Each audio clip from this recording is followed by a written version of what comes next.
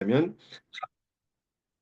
가느다란 그 실개천 같은 것들도 뭐 이런저런 핑계로 물리치지 않고 다 끌어들였으니까 그런 큰 물결을 이룬 것이다라는 논리였잖아요. 근데 그 이후에 그렇게 해서 이제 진나라에 기용이 됩니다. 정식적으로 뭐 객경이 되고 나중에는 기억하시겠지만 법률에 대한 모든 권한을 자기가 한 손안에 틀어주게 되면서 실질적인 어떤 구심점이 되어 버리는데 그 뒤에 이런 일이 벌어진다는 거죠. 잠깐 그 얘기 접어두고 다시 상황까지 한번 거슬러 올라가 볼게요. 오늘 이야기 조금만 이따가 시작하고요. 상황도 기억나시죠? 법치와 개혁을 중심으로 해서 진나라를 그 이전까지 다른 나라들보다 훨씬 미약했던 진나라를 탄탄한 반석 위에 올려놓았던 상황인데 흔히 법가의 인물이라고 평가를 하잖아요. 법률에 입각해서 세상을 다스려야 한다는 자기 사상을 체계적으로 정리를 해 놓다 보니까 유가나 도가처럼 법가라는 하나의 학풍, 사조 혹은 이즘 같은 것들을 정립했다고 인정받는 사람인데 그 상황에 이어서 상황과 더불어서 또 한 사람을 꼽죠. 제가 한두 번 언급해드린 적이 있는데, 바로 한비자입니다. 그렇죠? 상하이 대표적인 인물, 진나라에서 그 법과 계통을 이어받는 사람으로 한비자를 꼽는데, 한비자는 상황 이후 전국시대 말기의 사람인데, 법가의 전통을 이제 학문적, 학술적으로 체계적으로 완성한 인물이 한비자죠. 근데 이 한비자가 왜 말씀을 드리냐면 지난주에 봤던 그 이사하고 정확히 동시대의 사람이에요.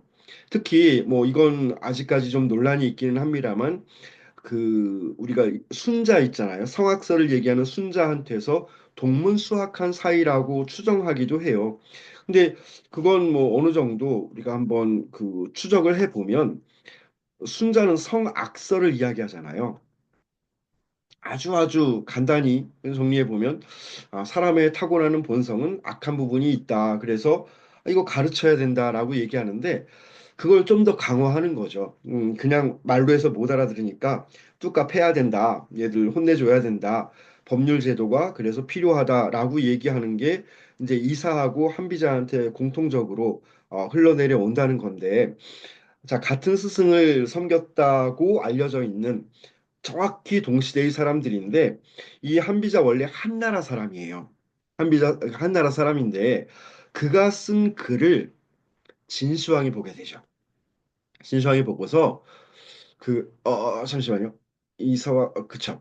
한비자의 글을 보고서 감탄을 합니다. 야, 대단하다. 이 글 속에 있는 내용들이 바로 내가 추구하는 우리 그 진나라의 국정 철학이고 미래 비전이다라고 하면서 이 사람 한번 봤으면 소원이 없겠다는 거죠. 신시황이 한비자 한번 만나봤으면 참 좋겠네라고 하니까 옆에 있던 이사가 보면 되지 않냐.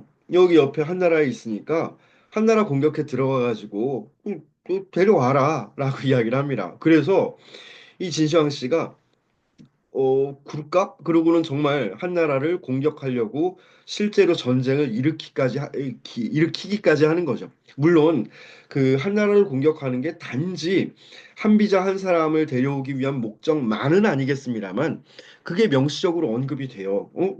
한비자 저기 있네. 그럼 가서 데려와야겠네. 라고 하니까 다급해진 한나라가 갑자기 왜 이러시는 건가?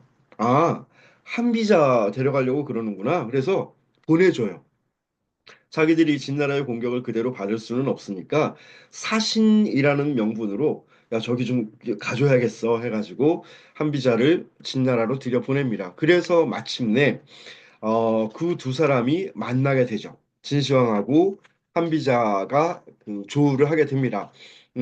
사신으로 가서 이제 침공을 멈춰달라고 우리 한나라 공격하는 거 멈춰주세요라고 얘기하고 가는 바람에 만났는데 진시황이 만나보니까 더 좋은 거예요. 그냥 그 사람 글만 볼 때에도 마음에 쏙 들었는데 막 만나니까 진시황 이렇게 눈을 반짝반짝 하면서 이 사람 너무 좋아가지고 막 밥도 안 먹고 잠도 안 자고 계속 한비자 만나가지고 얘기를 하고 있는 거죠. 이만저만 기뻐하는 게 아닙니다.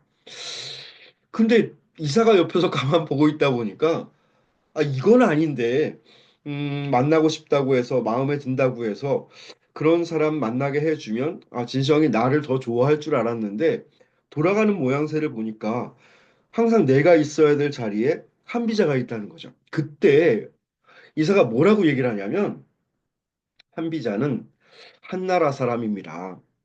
그 사람이 오직 자기네 한나라를 위해서 일을 하지, 우리 진나라를 위해서 기여할 리가 없습니다. 라고 얘기를 해요.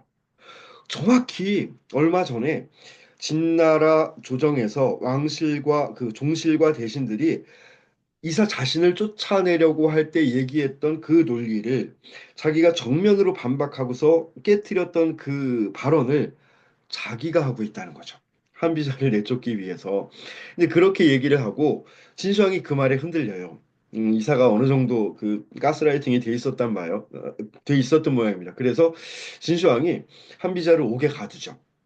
그리고 또 얼마 안 가서 이사가 들여보낸 독약을 마시고 한비자가 그 감옥 안에서 생을 마감하게 되는 걸로 짧은 그 운명이 마무리가 돼요. 그러니까 한비자가, 그래서 그가 남겨놓은 어떤 글들이 많지가 않아요. 또 뭐 책이 한 권 있기는 한데 그 책 안에 있는 것들이 정말 한비자가 쓴 글인지, 혹은 다른 누가 쓴 글인지 이게 분명치 않은 기록들도 상당히 많이 남아 있고, 또 그 책 이외에는 뭐 한비자가 어떤 얘기를 했고 어떤 행동들을 했는지, 어떤 사건들을 일으켰는지 같은 것들이 우리가 추적해 볼 만한 내용들이 많지 않고 조금은 신비로운 인물로까지 언급되는 이유가 이제 그런 데 있습니다.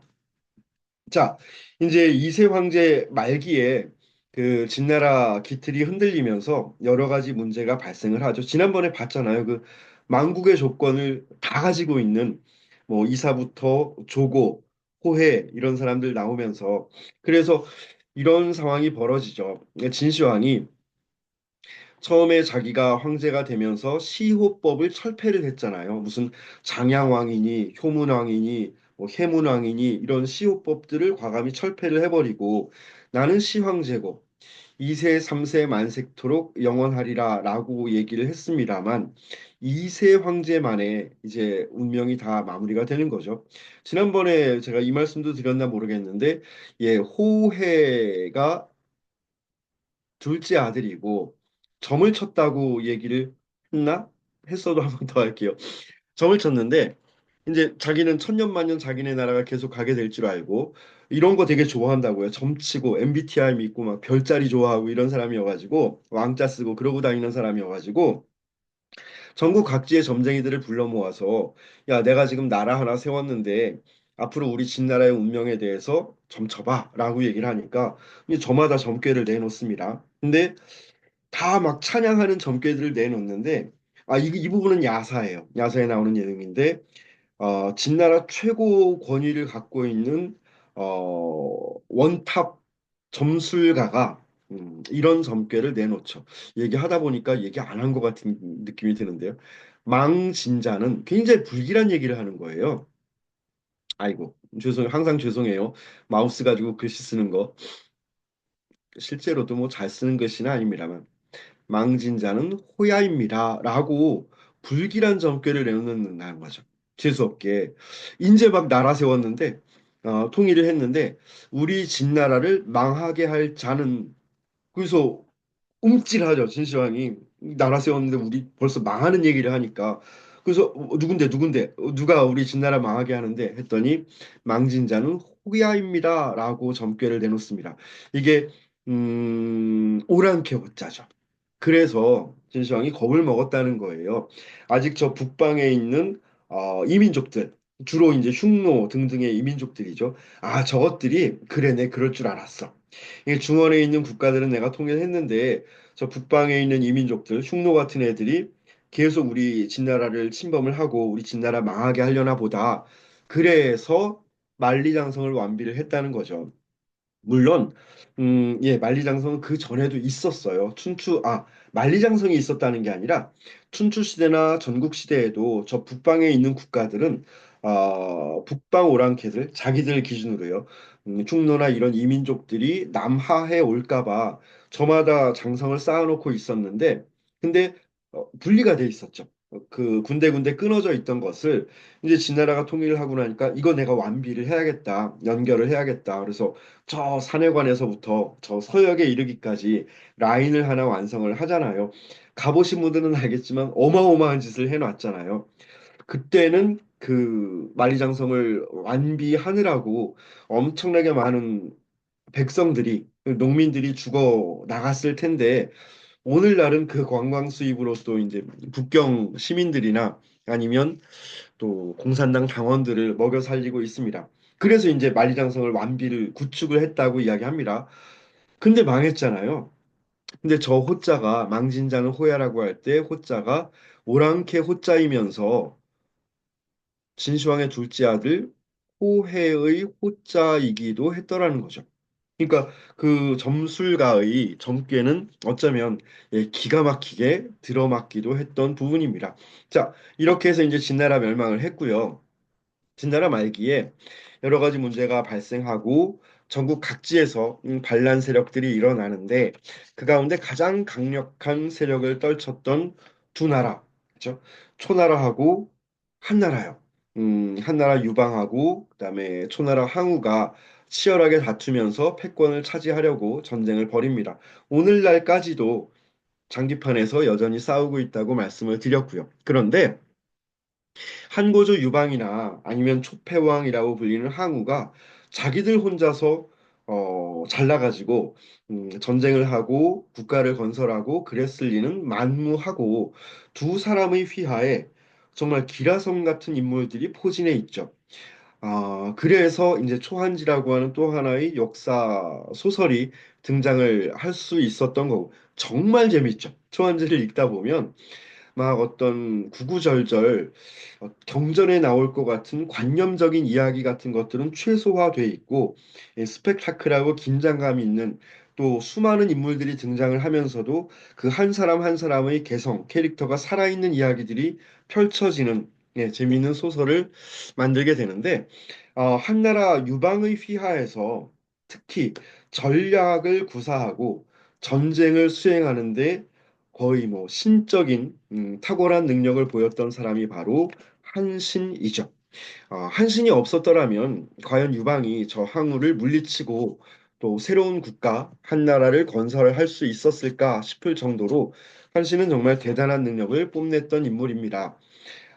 한신이 살았던 그 시대는 특히 한신이 처했던 구체적인 환경은 날마다 전쟁이고 뭐 아침부터 저녁까지 전투를 수행해야 되는 상황이었으니까 그러다 보니까 자연히 이 한신이라는 사람이 아무래도 더욱 크게 조명을 받을 수밖에 없었을 겁니다.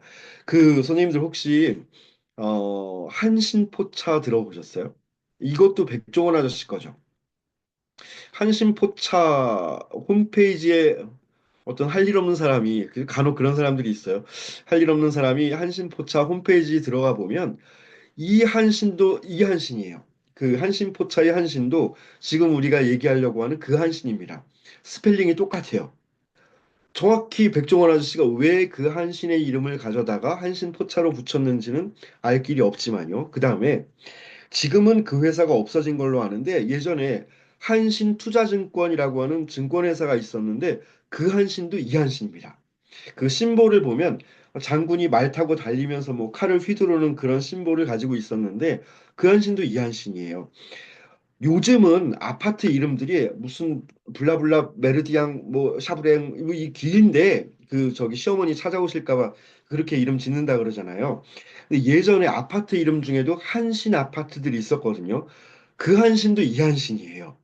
그래서 제가 말씀드리려는 게 저도 정확한 영문은 모르겠습니다만 꽤나 우리들 생활 가까운 곳에 깊숙이 들어와 있더라는 거죠.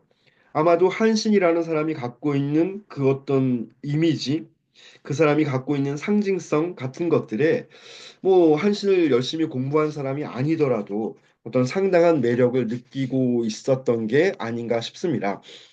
요즘 동원증권이라고 하는데 거기 아마 전신이 예, 한신투자증권이었던 것 같아요. 그 사람의 영웅적인 면모나 좀 출중한 기계 때문에 예, 우리 주변에 은근히 그런 한신의 그림자가 많이 남아있는 게 아닌가 싶습니다. 오늘 읽을 내용은 바로 그 유방이, 한고조 유방이 이제 진나라를 물리치고 한나라를 세우는데 결정적인 역할을 한 그럼에도 불구하고 조금은 씁쓸하고 안타까운 최후를 맞이해야 했던 그 회음후 한신에 관한 이야기를 보려고 합니다. 화면에 보시는 것처럼 차례는 아주 간단한데 우선은 회음후 한신의 시대에 대해서는 뭐 간단히 한번 살펴보기로 하고요. 그 다음에 고사성어 중심으로 읽어 나갈 거라고 예고를 해 드렸어요. 특별한 이유는 없습니다. 근데 지금까지 지난 시간 계속 그랬지만 사기 열전을 우리가 접근해 갈 때에 그냥 이런저런 다양한 방법들을 소개해 드리고 있는 거거든요. 뭐 어떤 때에는 기전체 서술하고 편령체 서술을 한번 엮어서 읽어보기도 했고 그 안에 있는 내용을 한번 들여다보기 위해서 잠깐 밖으로 나가서 논어의 내용들을 끌어다가 살펴보기도 했고 여러 가지 시도들을 하고 있는데 이번에는 한번 고사성어 중심으로 훑어가 보려고 한다는 거죠. 우리가 흔히 말하는 고사성어라고 하는 것들이 대부분 그가 한 7, 80% 이상이 이 춘추 전국시대에 만들어진 게 많이 있다고 그래요. 그만큼 스토리텔링이 많았던 시대인 거죠.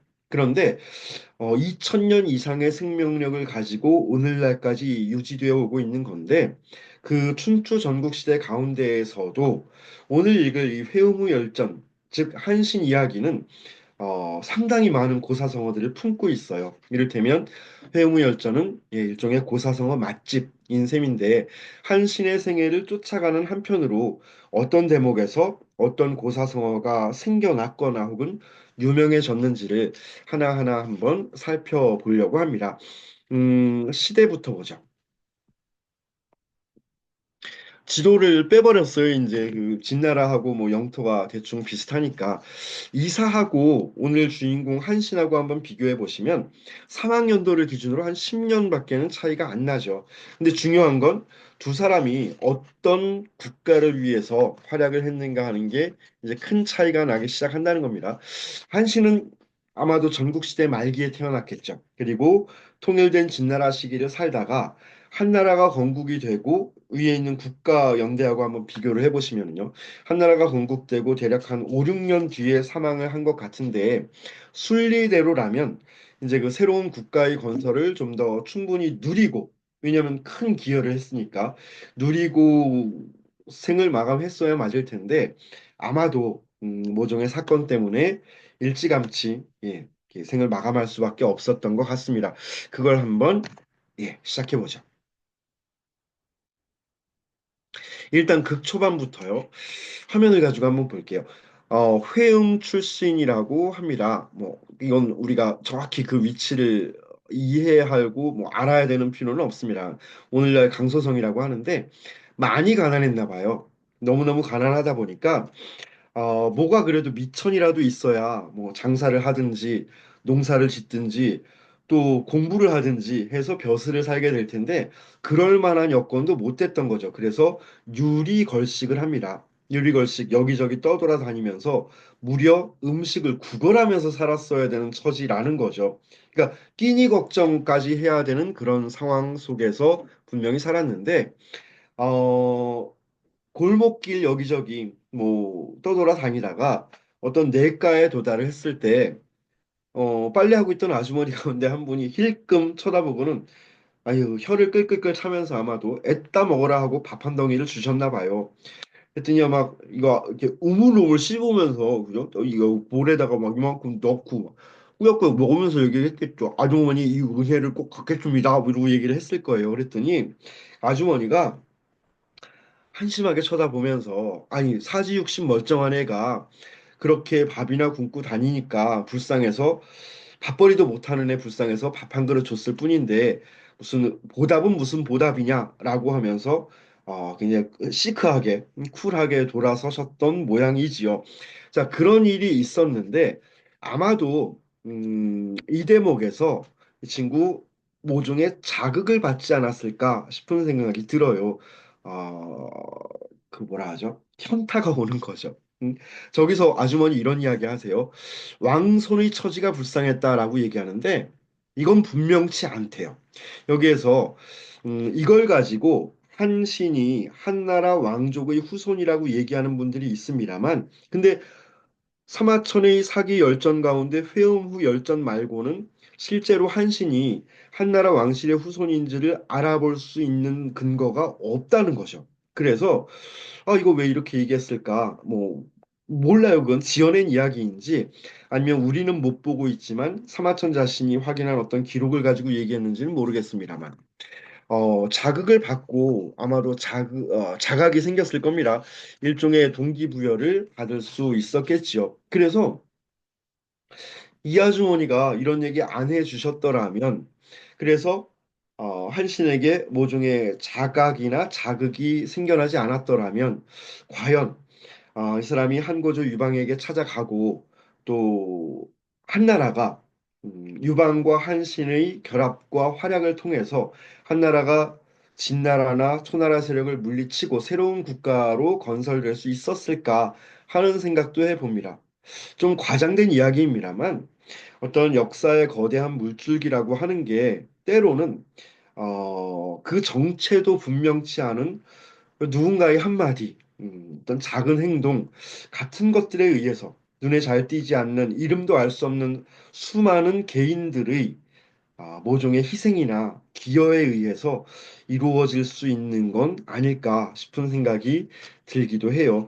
음, 그래서 학생들한테도 어떤 소소한 경험이나 아니면 주변 사람들과의 어떤 자질구레한 대화 같은 것들도 어, 하찮게 생각하지 말고 조금 귀하게 여겼으면 좋겠다라고 얘기를 해줍니다만 애들은 굉장히 못마땅하게 뭐래, 꼰대 이러고 쳐다보는 경향이 좀 있어요. 자, 그런데 그 이후에 한신이 나중에 그 대장군의 지위에 오르게 되죠. 이건 제가 묶어놓은 거예요, 선생님들.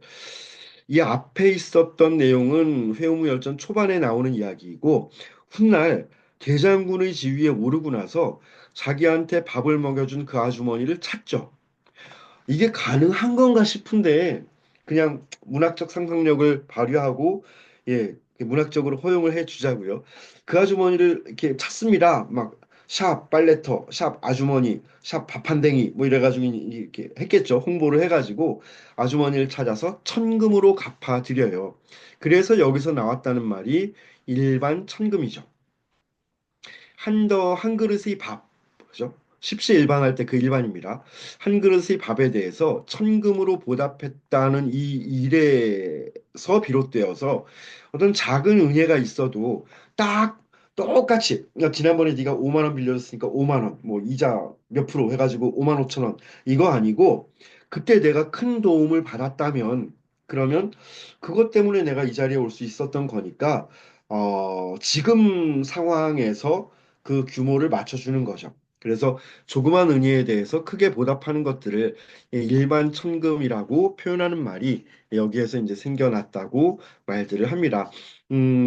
근데 예전에 선생님들 예양 기억하시나요? 이 예양은 받은 대로 돌려줬던 사람이잖아요. 예양이 자객열전에서 그 조향자를 죽이러 갔을 때 왜 나한테만 이렇게 하냐고. 뭐 처음에 그 화장실에 숨어 있다가 죽이려고 하고 실패하고 나니까 나중에 막 이렇게 스스로 신체를 훼손해 가면서까지 다리 밑에 숨어 있다가 호다닥 죽이려고 하는 바람에 너무 성가셔서 조향자 씨가 그죠? 텀블러 죽이고 나서 왜 나한테 이렇게 하냐고 했더니 예전에 내가 섬겼던 범 씨와 중앙 씨는 나를 수많은 대중 가운데 한 사람으로 평범하게 대해줬기 때문에 나도 똑같이 평범하게 돌려준 거고, 하지만 지백 씨는, 텀블러 씨는 나를 나라 가운데 최고의 선비로 대해줬기 때문에 나라 가운데 최고의 선비가 응당해야 되는 방식으로 그 보답을 하느라고 지금 당신을 이렇게 죽이려고 한다. 받은 대로 돌려준다. 이거 얘기를 했거든요. 그거하고 좀 달라요. 이 한신의 대응이라고 하는 게 일단 지금 첫 장면에서도 그대로 이 양식이라면 굳이 막 어렵게 돈 들여가지고 아주머니 찾아가지고 밥 한 그릇을 줘야 되는 거잖아요. 근데 그거 아니라는 거죠, 지금 한신. 하나 더 있습니다. 이런 에피소드가 하나 더 붙게 되는데, 근데 이런 에피소드가 하나, 둘 붙고 있는 건 이 한신이라는 사람의 캐릭터를 구축하기 위한 장치들이라는 걸 전에도 이거 한번 말씀을 드린 적이 있어요. 그때 누구였냐면 형가에 대해서 얘기할 때 말씀드렸습니다. 장기 두다가 뭐 다툼이 벌어지니까 에이 갈 거야 하고 가버리고 회피해버리고 검술 이론 가지고 다투다가 노구천이나 계섭 같은 사람들이요 에이 하고 떠나버리는 것이 이 형가라는 인물의 캐릭터를 구축하기 위한 장치라고 말씀을 드렸는데 자, 이 회용우 한신에 대해서도 두 번째 에피소드를 하나 더 보죠. 화면부터 볼게요. 아직 그 시기예요. 똑같은 초반의 시기로 다시 돌아갈게요. 길거리를 배회하다가 깡패한테 걸린 거죠. 그 회음 지역에 살고 있었던 어떤 백정, 뭐 백정을 비하하는 표현은 아닌데 백정 하면 머릿속에 떠오르는 어떤 이미지들이 있잖아요. 거구, 막 이렇게 큰 체격을 가지고 있고 위에 뭐 안 입었는데 우통은 다 안 입고 있는데 거기에 이제 그 비닐로 돼 있는 그 앞치마 하나 이렇게 두르고 있고 막 팔뚝에 문신 있고 울그락불그락한 마동석 아저씨 같은 캐릭터 인물이 하나 어슬렁거리다가 한신을 발견하죠. 그리고는 시비를 겁니다. 야, 너는 육신 멀쩡한 애가 그냥 밥이나 얻어먹고 다니면서 칼은 왜 차고 다니냐 도대체. 아마도 한신이 그랬나 보죠. 그러니까 한신이라는 인물의 어떤 성격을 그 대변하고 있는 상징적인 물건일 텐데 근데 너 내가 보기에는 겁쟁이 쪼다 실푼이 같은 놈인데 너 그 칼 가지고 용기가 있다면 나를 한번 찔러보고 그럴 자신 없으면 내 가랭이 밑으로 한번 지나가 보시든가라고 이야기를 합니다. 이거 요새 이제 학생들이 많이 보는 어떤 학원 소재 드라마들, 뭐 학원 폭력물 만화 이런 데에서 막 클리셰처럼 상투적으로 등장하는 장면이고 에피소드고 대사죠. 뭐 주인공을 괴롭히는 뭐 동네 깡패들, 뭐 학원 그 뭐죠? 학폭 그 빌런들 이런 친구들이 나타나서 뭐 가랑이 밑으로 기어가 있다는 얘기 하는데 그 원조가 이제 회음후 열전에서 등장을 합니다. 자, 그런데 이 상황에서 일단 기어갑니다. 실망스럽게도 주인공인데 막 어금니 꽉 물고 기어갔겠죠. 엉금엉금 지나가면서 그러고 그걸로 일단락이 돼요. 근데 다시 저 뒷이야기를 끌어왔어요. 맨 뒤에서 훗날 제가 가지고 온 겁니다. 뒤에 나오는 이야기. 그 백정도 찾아요. 백정도 찾는데 근데 이건 이제 스님들 판단하셔야 될 부분이에요. 다시 앞에 말씀드린 예양식이라면 걔한테 똑같은 짓을 해줘야 되잖아요. 그죠? 예양 기억나시죠? 옛날에 네가 저기 나보고 가랭이 밑으로 기어가라 그랬잖아. 너 내가 대장군이신데 이제 옆에다 병사들 세워놓고 너 백정 너 가랑이 밑으로 기어가 이런 걸 했어야 되는데 그한테 벼슬을 내립니다. 예양하고 다른 식으로 반응을 하는 거예요. 뭐 제가 지금 누가 맞다 틀리다 훌륭하다 못됐다 이런 얘기 하는 건 아니고 그한테 벼슬을 내리죠. 중위라고 하는 이게 뭐 한 소대장, 중대장 정도 되겠죠. 그러면서 야, 이 사람은 사나이야라고 칭찬을 하면서 그 다음 얘기 한번 주목해 보십시오. 그가 나를 욕보였을 때 어찌 내가 그를 죽이지 못했겠는가? 걔가 나보고 자신 있으면 찔러봐라고 할 때 내가 당연히 죽일 수 있었지. 근데 그때 왜 안 죽였냐면 못 죽인 게 아니라 만약 내가 그때 그를 죽였더라면 나는 살인자가 되는 거고, 그러면 법의 처벌을 받게 되는 거고, 어떻게 오늘날과 같은 이름을 이룰 수 있었겠는가? 대장군의 지위에 오를 수 있었겠는가? 그래서 내가 그때 참았기 때문에 오늘날 이 자리에까지 올 수 있었다라고 이야기를 합니다. 근데 조금 의심스럽지 않나요? 이 한신이라는 캐릭터를 비춰볼 때 정말 그랬겠는가?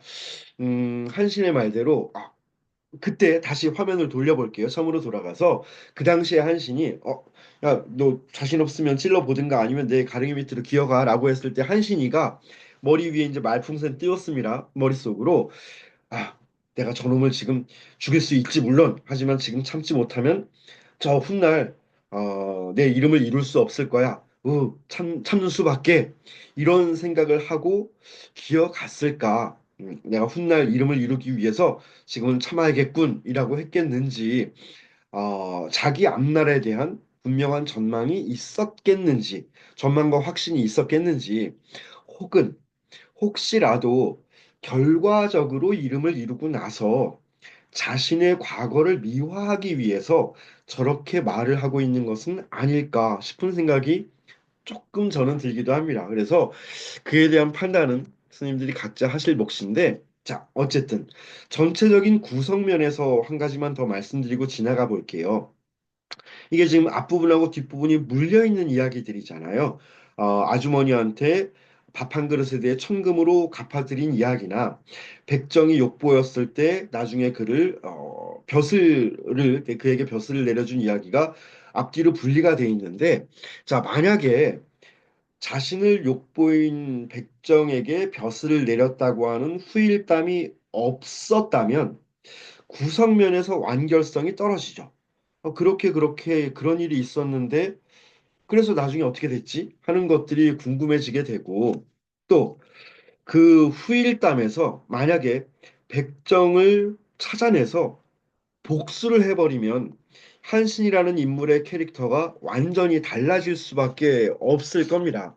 음, 그래서 이걸 한 화면에 제가 모아놓아 봤는데, 아주머니한테 밥 얻어먹은 이야기, 백정의 가랑이 사이를 기어가야 했던 이야기는 초반에 보이고, 두 사람에게 보답을 한 이야기는 중후반에 나오게 되는데, 역시나 개합인 거죠. 앞부분에 떡밥을 툭 던져놓고 그리고 뒤에 가서 이걸 회수함으로써 전체적인 구성도 완결성을 기하고 그 인물의 성격도 전반적으로 이후의 내용들에서 보이는 한신의 캐릭터하고 어느 정도 조화를 이루려고 하는 인물의 성격과도 조화를 이루려고 하는 시도였던 걸로 보입니다. 만약에 떡밥과 회수가 앞에 붙어버리면, 왜냐하면 연결되는 거니까, 이런 일이 있었다, 훗날 한신은 이렇게 됐다라고 하는 걸 앞에다 몰아넣어버리면 흐름이 끊어지게 되잖아요. 그러니까 과거 얘기하고 저 미래 얘기를 한 다음에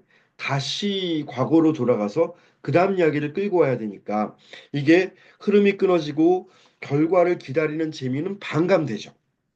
떡밥을 던져놨으면 야, 이거 분명히 나중에 무슨 일 벌어질 것 같은데 하는 것들을 기대를 하거나 궁금해 하다가 잠깐 잊고 있었는데 저 뒤에 가서 그 아줌마 찾아서 천금으로 갚았대.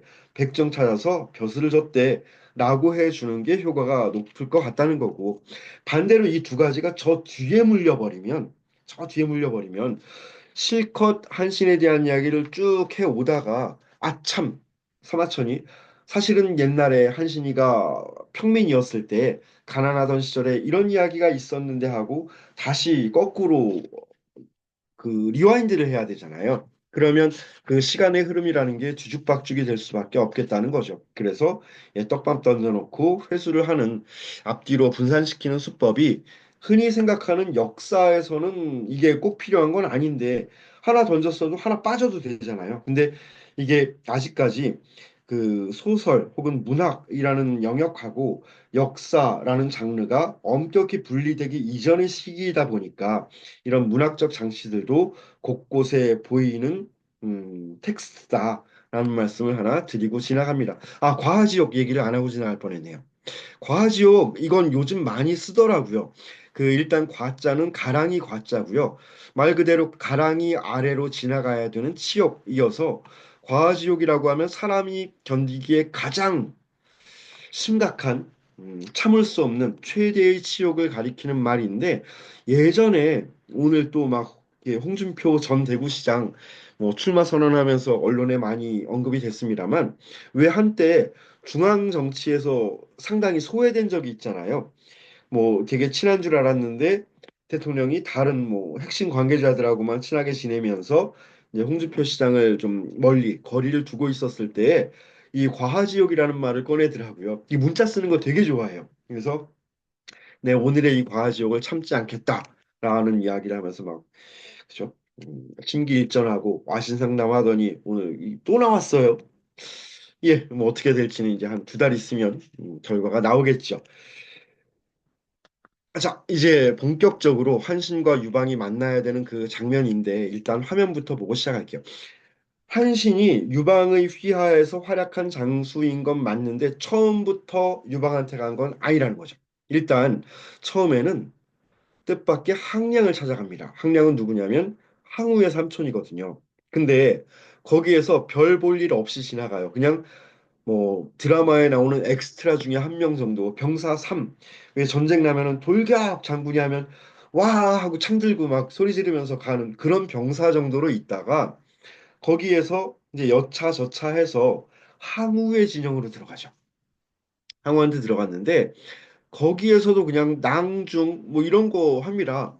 그러니까 이것도 글쎄 한 부사관 정도, 뭐 하사, 중사 이런 정도의 계급에 머물러 있었던가 봐요. 그 정도에 있었는데 다시 야 여기서는 안 되겠는데 내가 이럴 수는 없겠는데 하다가 이제 한나라로 넘어오죠.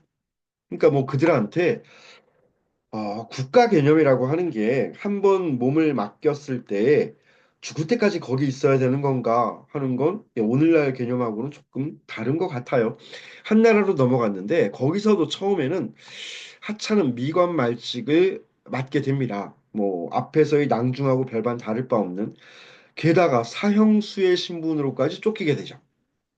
이제 뭐 죄를 쓰게 돼가지고 벌을 받게 될 처지 그것도 사형을 당할 처지에 있었는데 이때 한신의 운명을 크게 뒤바꿔 놓는 결정적인 인물 하후영을 만나게 됩니다. 하후영은 그 유방 휘하에 있었던 그 인물 가운데 한 사람인데 하후영이 한신을 알아봐요. 처음에 얘가 뭐 이러고 있을 사람이 아닌데 그래서 그를 천거해서 치속도위라는 꽤 그래도 중책을 맡게 됩니다.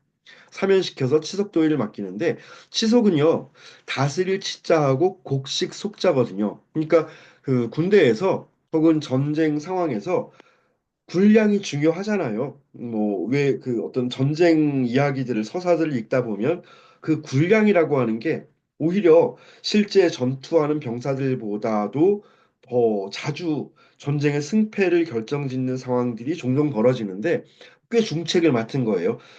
그 군량을 담당하는 담당자로 역할을 맡게 되니까. 근데 패전이 거듭되다 보니까 도망쳐요. 이것도 또 아우 안 되겠다고 살아야겠다고 도망을 칩니다. 자, 여기서 따란 하고 소하라는 인물이 등장하죠. 유방휘하에서 결코 빼놓고 얘기할 수 없는 특히나 이 소하 꼭 좀 눈여겨 보십시오. 왜냐하면 이 소하도 한신과 소하의 이 관계가 저 뒤에 가서 한번 결정적으로 또 나올 거여가지고 여기 잠깐 주목해 보세요, 선생님들. 소하가 한신을 데리러 가요. 그 말은 치속도위를 맡고 있었던 한신이라는 인물에 대해서 소화도 이미 눈여겨보고 있었다는 거죠. 그 사람의 능력치를 알아보고 평가를 하면서 아, 제가 예사로운 사람이 아니구나 하고 있었으니까 데리러 갔겠죠. 그래서 잡아와야겠다. 그러니까 벌 주려고 잡아오려는 게 아니라 필요하니까 잡으러 갑니다. 그랬더니 근데 그 보고가 유방의 귀에 들어갔을 거잖아요. 근데 여기서 꼭 알고 계셔야 될 거 한 가지가 이때까지만 해도 유방의 한나라하고 항우의 초나라가 결코 비교가 될 수 없을 정도로 압도적으로 초나라가 강력할 때였거든요. 초나라가 훨씬 강력하다 보니까 초나라랑 한나라 전쟁만 했다 하면 그 한나라 유방의 군사들이 연전연패를 하고 그러다 보니까 지금 저 한신처럼 도망가는 사람들이 한둘이 아니었거든요. 안 되겠다. 뭐 혹은 그 중에 일부는 저쪽 오히려 항우의 군대로 귀순을 해버리거나 아니면 그냥 고향으로 가버리거나 뭐 이런 사람들이 많았고 병사뿐만 아니라 장군들도 너도나도 다 도망가던 시점이라는 거죠. 그런데 소하가 탈출을 해버린 거예요. 물론 보고는 들어갔어요. 뭐라고 들어갔냐면 한신이 데려온답니다. 라고 들어갔는데 못 믿는 거죠. 저 유방이라는 인물이 말이 안 되니까. 이름 처음 들어보는 누구 한신? 뭐 투자증권이야? 포차인가? 뭐 이러고 하면서 한신 소화도 도망갔구나 라고 생각을 하고 있었는데 얼마 후에 그 소하가 한신을 데리고 돌아옵니다. 그랬더니 저건 제가 적어 놓은 건데 분노 반 기쁨 반이라고 하는 말은 그냥 제 뇌피셜이에요. 왜 분노 반 기쁨 반이냐면 아직 화가 안 풀린 거죠. 도망쳤으니까 소화가 한시는 지금 이 사람 머릿속에 있지도 않고요. 근데 어쨌든 돌아왔으니까 다행이잖아요.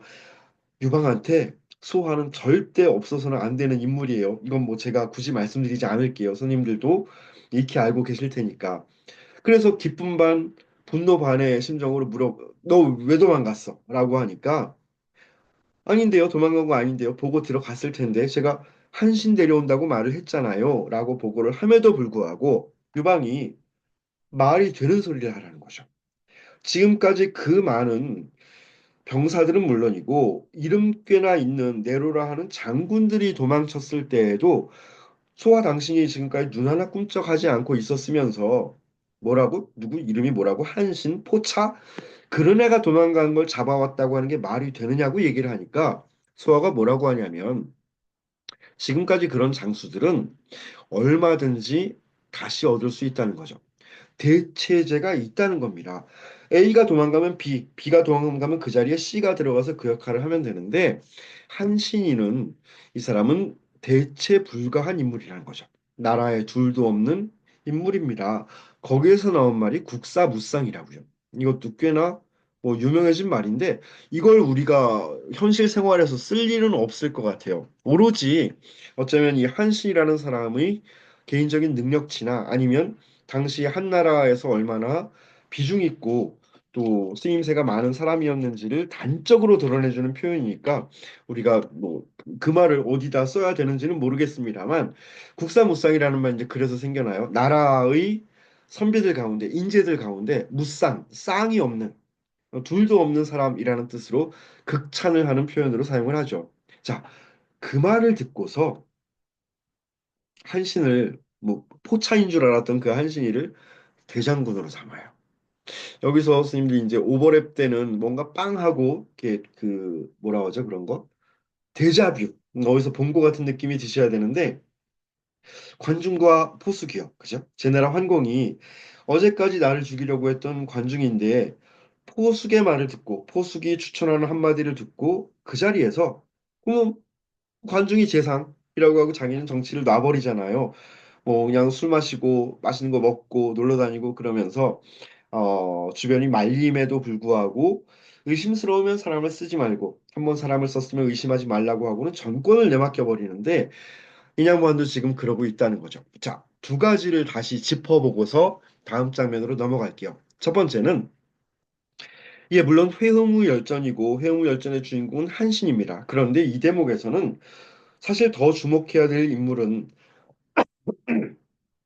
하후영과 소하와 한고조 유방이라고 생각이 돼요. 그들의 안목과 도량에 대해서 한번 확인해 보자는 거죠. 첫째, 하후영은 한신을 알아봤습니다. 그죠? 그래서 사형수에 처해 있었던 인물을 사면시키고 그 사람한테 벼슬을 맡기죠. 한두 번, 지난번에 정확히 그 관한열전에서도 말씀을 드렸지만 위험 부담을 떠안는 일이라고 말씀드렸잖아요. 그죠? 사형수를 사면시키고 한 걸음 더 나아가서 그한테 어떤 중책을 맡기게 되는 것은 자기도 어떤 혐의를 뒤집어 쓸 수 있는 가능성이 늘 내포해 있는데도 불구하고 그렇게 했다는 것은 이 사람의 하우영이라는 사람의 안목과 과단성이 예사롭지 않다는 걸 우리가 엿볼 수 있는 부분이고 두 번째 소하. 소하는 하후영의 능력에 더해서 추진력까지 겸비하고 있는 사람이죠. 그죠? 소하라고 해서 왜 몰랐겠습니까? 내가 지금 한신 데리러 가면 저 유방이 제가 왕이라는 저 유방이가 분명히 나를 의심하리라는 거 실제로 의심하잖아요. 내가 도망갔다고 생각하고 저 쫄보 같은 애가 어떡하지 어떡하지 이 소아 나쁜 놈 하고 욕하고 있으리라는 걸 알면서도 그걸 감안하고도 가잖아요. 데려와야 된다고 생각을 하고 그리고 나중에 이거 얼마든지 수습할 수 있다고 하는 자신감도 거기에 있었겠죠. 그러니까 이 대목에서 한고조 유방 휘하의 인물들이 하나하나 부각이 되고 있잖아요. 회음 후 열전이기는 하지만 그리고 끝으로 그걸 받아들이고 있는 한고조 유방이라는 사람에 대해서도 우리가 한번 높이 평가할 부분이 있다고 생각을 합니다. 하우영과 소화라는 자기 휘하의 인물들에 대한 신뢰가 있잖아요. 물론 처음에 소화 갔을 때 야요요요 도망갔구나라고 근데 그 상황에서는 그럴 수 있을 것 같아요. 도망갔다는 생각 들 수밖에 없죠. 근데 다시 돌아와서 한신을 추천할 때에 그 말을 신뢰하고 한신을 대장군으로 삼고 있는 것들. 자, 새로운 국가를 건설하는 데에 한 국왕한테 꼭 필요한 자질이 아니었을까 생각이 됩니다. 그 다음 하나 더 보자고요. 한신의 초나라 경험하고 한나라 경험을 의도적으로 대비하고 있다는 거죠. 지난번에 선생님들 그거 기억나시나요? 위나라 문후하고 그 아들 무후의 이야기를 똑같은 에피소드를 가지고 대비시켜 놓은 적이 있잖아요. 기억나시나요? 문후는 자기 선생님들 만났을 때 배꼽 인사했어요. 뒤에서 손흔 들어 드렸어요. 뭐 예의를 다 차렸어요. 훌륭한 사람이에요. 얘기해 놓고 얘기 다 끝났는데 굳이 또 그 아들 태자 시절의 무후죠. 무후 얘기 끌고 들어와 똑같은 상황이요. 태자도 길 가다가 아버지 스승들 만났어요. 얘는 그냥 건방지게 파워윈도 창문 지직 내리고 안녕하세요? 그러고 갈라 그랬어요. 이 자식 나쁜 놈이에요. 위나라 힘들었어요. 이런 이야기를 대비시켜 놓음으로써 한 국가의 국왕에게 필요한 자질이 무엇인지를 의도적으로 부각시키려는 시도가 있었는데 여기도 마찬가지라는 거죠. 똑같은 한신인데 그 한신에 대해서 초나라에서는 일개 병사로 썼고 아니면 뭐 소대장 이런 거 맡겼는데 똑같은 한신을 아직까지 그 사람의 능력이 검증된 바는 없습니다. 그쵸? 그냥 하후영이라는 인물이 또 소하라는 인물이 꿰뚫어 본 거죠. 그리고 그 사람을 똑같은 인물을 대장군의 지위에 올려놨거든요. 그렇다면 그 고급한 독자들은 이제 눈치챈다는 거죠. 아, 이게 어떻게 흘러가겠구나 하는 게 앞에서 그려드린 저 부두모가 지금은 항우 쪽으로 활짝 열려 있는데 요거 시간이 지나가면 분명히 반대로 뒤집어질 거고 그렇다면 이 역사가 어떻게 마무리가 되겠구나 하는 일종의 대비 효과를 통해서 뭔가 내용을 암시하는 부분들이 있습니다. 이를테면 저 초나라에서는 지금까지 소 잡는 칼을 가지고 닭 잡는 데 쓰고 있었던 거죠. 이게 뭐라고 하더라? 우도할개라고 하나요? 그죠? 그렇게 쓰고 있었는데 저 한나라에서는 하우영과 소하와 유방의 능력과 인품을 극대화하면서 그 다음에 그 초나라와 한나라의 다툼과 결말이 어떻게 될 것인지를 독자들한테 충분히 예감케 하는 이러고 나야 제 말씀 뭐냐면 이런 것들이 하나하나 쌓이고 나서 한 나라가 승리를 해야 그래 설득력이 생긴다는 거죠. 그냥 어 초나라 강했어요. 한나라 약했어요. 싸웠어요. 한나라 승리했어요. 이렇게 가면 개연성이라는 게 없잖아요. 야, 그런 게 어딨어? 왜 이긴 거야 도대체 할 수 있는데 이런 자잘자잘한 빌드업들이 곳곳에 숨은 그림처럼 숨어 있어요. 독자들한테 다 설명해주지 않으면서도 여러분 이거 이렇게 됩니다. 지금 차근차근 부등호가 반대로 뒤집어지고 있어요. 잘 보세요. 라고 얘기하는 부분들이 있으니까 회용열전 읽어보신 분들이나 아니면 아직 안 읽어보신 분들 그런 거 한번 찾아보시는 것도 재미있을 것 같아요. 그 다음에요. 제가 그 다음 내용으로 넘어가기 전에 이거 잠깐만 선생님들 PPT에는 아마 없을 거예요. 제가 드리고 나서 하나를 끼워 넣은 거여가지고 요거 잠깐 소개하고 그 다음으로 넘어갈게요. 왜냐하면 회영우 한신이라는 사람의 어떤 캐릭터를 이해하고 그 다음에 그 사람이 왜 마침내 스포해도 되죠, 그죠? 다 아시는 얘기니까 한거주 유방한테 팽을 당할 수밖에 없었는가를 조금 다른 각도에서 짐작해 보게 되는 부분이 있어서 가져와 봤습니다. 어떤 거냐면 소진과 장의에 대해서 좀 말씀을 드리려고요. 아직 진나라가 통일하기 전에 진나라가 있고 육국들이 있잖아요. 근데 진나라가 너무너무 거대해지니까 이 육국들이 생존을 도모하는 방식으로 소진 씨는 나와서 합종하자는 거죠. 우리가 똘똘 뭉치자. 타노스한테 대적하자라고 했던 거고 두 번째 있는 장의 씨는 아니야. 바로 그 진나라와 손을 잡는 게 당신들이 생존할 수 있는 방식이야 라고 설득을 했는데 둘 다 성공했어요. 두 사람 다 육국의 선후의 시기적인 차이가 조금 있기는 했지만 먼저 소진이 성공했고 그래서 육국의 연합이 완성이 됩니다. 완성됐다는 서류를 진나라에 주니까 이거 봐라 우리 이제 똘똘 뭉쳤다 너랑 힘을 합쳐 싸울 거야 하니까 그걸 보고 진나라가 15년 동안 함부로 이제 동쪽으로 진출을 못했다는 거죠. 근데 소진이 죽고 나니까 이제 장의가 움직이기 시작하는 거예요. 안 돼, 안 돼. 진나라랑 손잡아 해가지고 장의 또한 육국의 왕들을 다 설득해 냈거든요. 그러면 궁금해지는 부분이 있다는 거죠. 어떻게 이 사람들은 육국의 왕들을 다 설득하는데 성공했을까 하는 부분. 그걸 잠깐 말씀드리고 지나갈게요. 두 사람이 내세운 논리의 전제는 동일합니다. 동일한 게 뭐냐면 진나라가 강하다는 사실이라는 거죠. 자, 그래서 소진은 합종을 얘기해야 되는 소진은 그 육국을 다니면서 이렇게 얘기해요. 진나라가 저렇게 강함에도 불구하고 육국이 힘을 합치면 승리할 수 있습니다. 자, 그러면서 예를 들어서 강대국인 초나라에 가서는 이렇게 말하죠. 소진은 이렇게 얘기합니다. 강대국에 가서 어, 육국이 초나라를 포함한 육국이 연합을 하면 그 중에서 니네가 대장 먹을 수 있다는 거죠. 무슨 말씀인지 이해하시겠죠? 진나라가 아무리 강해도 이 안에서 네가 왕이야. 그러니까 그 안에서 어떤 강력한 역학 구도를 형성하면서 나머지 나라들에 대해서 우위를 점하고 계속 이끌고 갈 수 있어라고 이야기합니다. 근데 장의는 바로 그 똑같은 초나라에 가서 뭐라고 얘기하냐면 언제까지 이 옆에 있는 찌끄레기들한테 시달릴 거야? 진나라와 함께 양강 구도를 형성하라는 거죠. 이를테면 중국에 가가지고 야, 언제까지 미국하고 싸울 거야? 미국하고 힘을 합치면 니네가 세계를 다 해먹을 수 있어. 라는 그런 얘기를 하고 있는 중이에요. 근데 반면에 이번에는 약한 나라에 가서는요. 그 힘없는 중간에 이렇게 찌그러져 있는 나라들 이렇게 있잖아요. 무슨 가령 조나라, 한나라 이런 데 가서는 소지는 뭐라고 얘기하냐면 야, 저 진나라가 흉포한 진나라가 누구부터 때릴 것 같아? 지리적으로도 니네가 제일 가깝잖아. 너 때릴 거다? 그 다치기 싫으면 어떻게 하겠어? 옆에 있는 나라들이 도와줘야지. 그러니까 합종하라는 겁니다. 반면에 장인은 뭐라고 하냐면 그 조그만 나라에 가가지고 언제까지 이 승냥이 떼들한테 시달릴 거냐. 뭐 위나라가 때리고 한나라가 때리고 하는데 널 지켜줄 수 있는 유일한 국가는 진나라라고 얘기를 하는 거죠.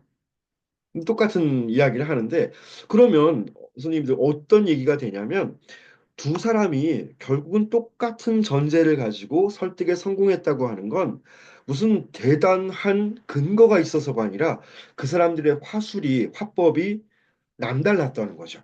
그래서 그들을 뭐 종횡무진했던 종횡가, 유세가 무려 가짜를 붙여요.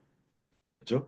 뭐 유가, 도가, 법가라고 하는 그 학풍을 이루고 있는 사람들의 호칭을 예술적 차원으로 말을 잘했던 사람들이라는 건데 어떻게 설득했는지를 좀 도식화해서 말씀을 드리려고요. 왼쪽에 있는 내용들이 그건데 요 순서대로 얘기를 한다는 거예요. 1, 2, 3, 4번의 순서대로. 제일 처음에는 일단 각국의 왕들을 만나야 되잖아요. 초나라, 한나라, 위나라 왕들을 만나서 일단 본론에 들어가기 전에 열지이예를 합니다. 열자는 기쁠 열자예요. 예찬한다는 뜻입니다. 칭찬해 주는 거예요. 상대방을 칭찬해 줌으로써 일단 기분 좋게 기쁘게 해주라는 거죠. 마음을 열어 젖히라고요. 국가에 대한 칭찬. 초나라에 대단한 영토를 가지고 계시군요. 뭐, 제 나라에 가가지고, 오랜 역사와 전통이 대단하십니다. 뭐, 한 나라에 가가지고, 강력한 군사력이 돋보입니다. 상대방 칭찬해 주라는 거예요. 그러면 기분 나쁠 거 없잖아요. 제가 지금 이 얘기 왜 하는지는 잠시 후에 이제 한신 얘기하면서 말씀을 드릴게요. 그리고 나서 본론으로 들어가는데, 두 번째, 그 다음은 협지 이해할 필요 있다고요. 위협하라는 거죠. 겁주라는 겁니다. 뭐 가지고 당신들이 내 말을 안 들었을 때 어떤 불이익이나 위험이 발생할 수 있는지를 가지고 협박하라는 거죠. 한나라 초나라 가가지고 합종하셔야 돼요. 안 하면 진나라가 당신들부터 때릴 거예요. 뭐 연행하셔야 돼요. 안 그러면 뭐 주변에 있는 국가들이 당신의 나라를 괴롭힐 거예요. 지정학적으로 그래요. 뭐 열강들이 주위에 우글우글 하잖아요. 참 걱정입니다. 어떤 불행한 사태가 초래되게 될지에 대해서 과장스럽게 표현을 하는 거죠. 그리고 나서는 유지이비하라는 겁니다. 유는 그 꾀일 유자죠. 유혹하다 할 때, 이익을 가지고요.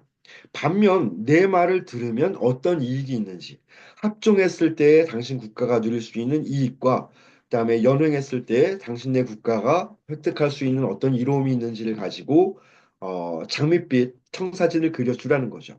여기까지 하고 나면 이제 사실은 얘기 다 끝났다는 거예요. 마지막에는 격지이언하면 됩니다. 뭔가 그럴듯한 말 한마디를 가지고 그 사람을 격동시키라는 거거든요. 근데 선생님들 이게 이 화법이 오늘날도 그 길거리 가다가 이런 얘기 분명히 들어보셨을 거예요. 어디 가면 뭐냐면 사람 많이 몰리는 그 번화가 지하철역 근처 가면은 어디 강남역, 뭐 홍대 입구 또 어디 있더라? 뭐 터미널 근처, 뭐 서울역 이런 데 가면은 이제 젊은 여성 두 분이 오세요. 근데 조금 더 나이 드신 여성은 저 뒤에 계시고, 좀 젊은 여성이 이제 찾아옵니다. 처음 보는 사람이에요. 근데 와가지고 대뜸 칭찬부터 해요.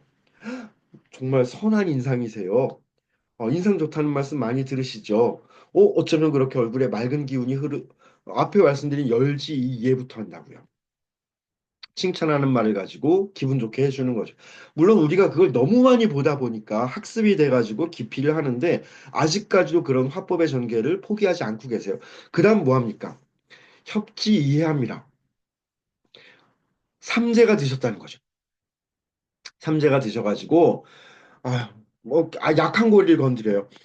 부모님이 돌아가실 것 같아요. 자녀, 대충 스캔해요. 이게 우리를 스캔해가지고, 어머, 자녀가 군대 다칠, 죄송해요. 이런 말씀 드려서.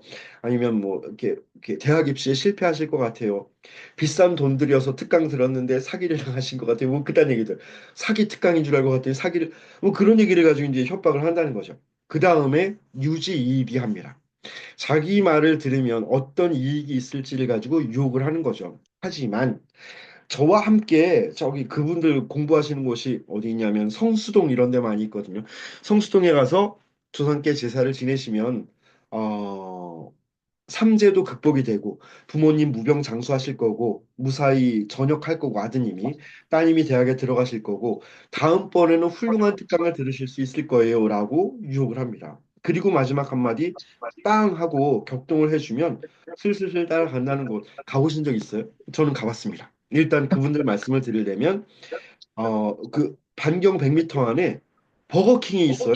버거킹 들어가서 놀랍게도 그분들이 가자고 했는데 웬일인지 제가 와퍼 세트를 사드려야 돼요. 이제 그거 먹고 성수동 가서 제사 지내고 뭐 그러고 이제 풀려날 수 있는데 자, 이거 말씀드렸어요. 이 순서 잠깐 기억해 보십시오.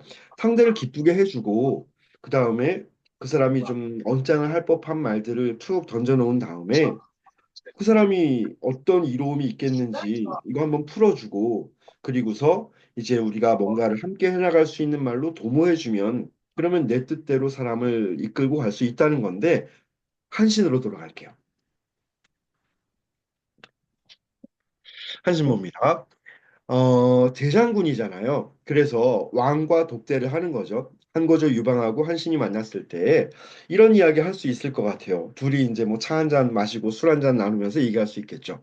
왕이 그럼 그림 그려보세요. 왕이 신임 대장군한테 질문을 합니다. 내가 왕인데 그래도 나도 이제 전쟁으로 잔뼈가 굵은 사람이고 자네가 그 전쟁 전문가고 병법 기술자니까 한번 나를 평가해 본다면 내가 군사를 얼마나 거느릴 수 있을까라고 얘기를 할 때의 왕의 심리는 아마도 기대치라는 게 있을 거 아니에요. 요거 내가 이렇게 물어봤는데 얘가 뭐라고 하려나? 20만? 30만? 100만은 아닌데 내가 그래도 100만이라 그러면 어떡하지? 부끄러워서 이런 기대치를 갖고 있었을 텐데 한신이 한다는 소리가 맥시멈 기껏해야 한 10만 될걸요? 이딴 얘기를 한다는 거죠. 그래서 우라가 이렇게 막 화가 났을 것 같아요. 그래서 제가 왕이어도 대뜸 네가 장군이니까 나 너는 얼마나 되는데 하고 반문을 했겠죠. 그랬더니 그러면서 유방도 속으로 생각했을 거예요. 알아. 근데 이게 대장군이고 소화가 추천을 했고 그동안 어떤 그 검증된 부분도 있으니까 그래 너 잘났다 그러면 뭐한 30만 50만 뭐 되게 그 야 그래도 너도 100만은 아니야 이런 생각을 하고 있었을 텐데 얘가 한다는 얘기가 저는 그런 거 없어요. 맥시멈 무한대로 리미트 무한대로 발산한다는 거죠. 한계를 모르는 남자 나는야 한신 그러고 얘기를 하니까 많으면 많을수록 좋습니다. 이게 다다익선이잖아요. 그쵸? 이게 한신이 처음 한 말은 아니에요. 근데 처음에 누가 했는지는 모르겠지만 요 대화 때문에 다다익선이라는 말이 이제 더 유명해졌다는 거죠. 그래서 여기서 나온 말로 아는 분들이 계실 정도로 그러면 이제 그 누굽니까 유방의 두뇌 회로 속에서는 분명히 모순이 발생하는 거예요. 야 너는 그렇게 한계를 모르는 남자고 나는 기껏해야 10만이면 그러면 너 잘났는데 너 같은 애가 왜 내 밑에 와서 이러고 있냐고 물어보니까 그제야 한신이 하는 이야기가 폐하께서는 군사를 거느리지는 못하지만 그런 분 아니에요. 폐하는 저 같은 장수를 거느리는 분이십니다. 그건 제가 할게요. 그 막 와 병사삼 병사사 이런 애들 인솔 하고 나가라 뭐 싸워라 돌격 이런 건 제가 할 테니까 저 같은 장수를 거느리는 일을 하시면 됩니다. 풀어지죠. 이렇게 얘기하면 풀어지는데 근데 선생님들 이렇게 막 후벼 파고 상처 후벼 파고 자기가 후벼 파놓고 거기다 빨간 약 바르고 호흡 불어주고 데일밴드 붙여준다고 해서 그 사람이 온전히 그 상처가 사라지겠냐고요.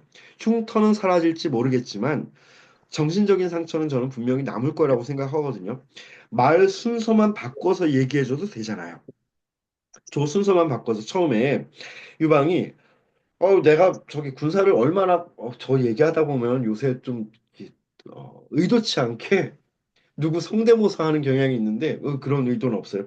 내가 군사를 얼마나 거느릴 수 있을까라고 물어봤을 때 처음부터 아유 폐하께서는 무슨 군사를 거느려요 폐하가 그건 저희 같은 애들이 하는 일이니까 폐하께서는 저 같은 사람을 거느려 주시면 돼요라고 하고서 그 다음 이야기를 가져갔으면 됐을 텐데 고지 곧대로 대답을 하다 보면 분명히 한거주 유방의 어디엔가에는 정신 속 마음 속 어디엔가에는 앙금이 쌓여가기 시작을 할 거라는 거죠. 이게 한두 번이 아니라는 거죠. 그래서 이제 본격적으로 저 항우하고 격도를 해야 되는데 그게 한 번 더 나와요. 앞에서 말씀드렸던 상처 후벼 파고 거기에다가 빨간 약 발라주고 호흡 불어주고 데일밴드 붙이는 대화가 한 번 더 나오는데 보실게요. 아, 어떻게 항우와 전쟁을 치르면 좋을까? 구체적인 전략을 알려달라고 얘기를 하니까 뜬금없이 인물평을 합니다. 두 사람에 대한 인물평을 해보자는 거죠. 자, 내용 볼게요. 한신이 얘기합니다. 폐하께서 보시기에 천하의 권력을 다툴 수 있는 사람은 저 말은 천하의 권력을 쟁취할 수 있는 자격을 가진 사람은 항우죠. 이렇게 얘기를 해요. 또 이게 후벼파기 시작을 한다고요. 근데 유방이 생각하기에도 이 대세는 아직 바뀌지 않았거든요. 앞에서 그려드린 그 부등호 있잖아요. 항우하고 유방이 있을 때 누가 보더라도 한신이 보기에도 그렇고 심지어 유방 자신이 보기에도 그렇고 세상 사람들 누가 보기에도 이대로 가다가는 이제 진나라 없어지고 항우의 초나라가 서는구나라고 하던 있던 시점이니까 동의하지 않을 수 없는 거예요. 떨떠름하지만 그렇지 뭐 라고 못마땅하게 이제 동의를 했을 거예요. 그리고 나서 야 한신이 참 잔인한 사람인 게 매우 논리적으로 항우와 유방의 크기가 다르다는 걸 입증해 줍니다. 자 어떤 식이냐면 굳센 용기와 어진 마음 이 두 가지 기준으로 나눠볼 때 누가 낫습니까? 하고 물어봐요. 이 두 가지 기준이 합리적인 이유는 굳센 용기는 외면으로 드러나는 부분이고, 그다음에 물리적으로 충돌하는 부분인데, 어진 마음이라고 하는 건 내면의 가치인 거고, 정신적인 부분이잖아요. 그러니까 이 두 가지 기준을 조합하면 한 사람의 모든 면모가 되는데, 자, A와 B에 있어서 누가 나아요? 라고 하니까 그것도 세상 사람들이 다 입을 모아서 인정하는 부분입니다. 항우가 낫다는 거죠. 유방 자신도 알고 있고요. 항우지 뭐 라고 입술 이만큼 나와가지고 또 얘기를 했을 거거든요. 이렇게 다쳐놓고서 자 이제 뭐 할 차례예요? 빨간 약 발라주고 데일밴드 붙여줄 차례라고요. 한신 또 이런다는 거예요. 자, 그러나 항우가 한번 버럭 성을 내면 첫 번째 기준부터 보자는 겁니다. 뭐 굳센 용기라고 하는 항목부터 디테일하게 들어가 보자는 거죠. 항우가 한번 버럭 화를 내면 천명 만명도 그 앞에서 엎드린다는 벌벌 떤다는 거예요. 자, 하지만 어진 장수를 믿고 쓰지를 못하니 그가 가지고 있는 용기라고 하는 것은 필부의 용기이지 제왕의 용기는 아니라는 거죠. 다르다는 겁니다. 동네 깡패들한테 필요한 용기하고 한 국가를 이끌고 국가를 건설하려는 제왕에게 필요한 용기는 분명히 그 성질과 내용이 달라야 되는데 세상 사람들이 다 한결같이 칭찬하는 항우의 용기라고 하는 건 그냥 마동석 씨류의 용기라는 거죠. 이 얘기는 그 안에 담겨 있는 내용은 뭐냐면 제왕의 용기에 있어서는 당신이 나아요 라는 말을 그 안에 내포를 하고 있는 중이거든요. 자, 이제 두 번째 측면, 어진 인정에 대해서 한번 보자고요. 항우는 사람들한테 공경을 다하고 말투도 부드럽고 아픈 사람 앞에서는 눈물을 줄줄 흘리면서 그리고 약자를 돌보는 그런 사람입니다. 어른들도 공경을 하고 어질다는 거죠. 하지만 공을 세운 사람을 봉작함에 있어서는 벼슬을 내리는 그런 공을 세운 사람이 있으면 벼슬을 줘야 되잖아요. 장군에 임명을 해야 되고 재상에 임명을 해야 되고 그래야 되는데 인근이 닳도록 망설인다는 거죠. 인근 뭔지 아시죠, 선생님들? 인근은 그 도장끈이잖아요. 그 도장이 있고 옆에 이 놀랍게도 이게 도장이에요, 선생님들. 그다음에 그 어떤 벼슬을 맡은 사람이 결제 서류에 도장을 찍어야 되는데 그러려면 항상 그 도장을 폐용하고 다녀야 되지, 차고 다녀야 되잖아요. 그 도장을 자기 옷 주머니에다 묶을 수 있게 도장 끝에 끈을 묶어야 되는데 이게 인끈이죠.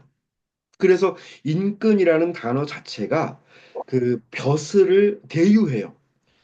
대유법이라고 하잖아요. 부분을 가지고 전체를 대신해서 표현하는 거. 대유법은 이제 어떤 거있냐면 예전 어르신들이 친구들 만나 오늘 약주 한잔 해. 라고 진짜 약주 하자는 말은 아니잖아요.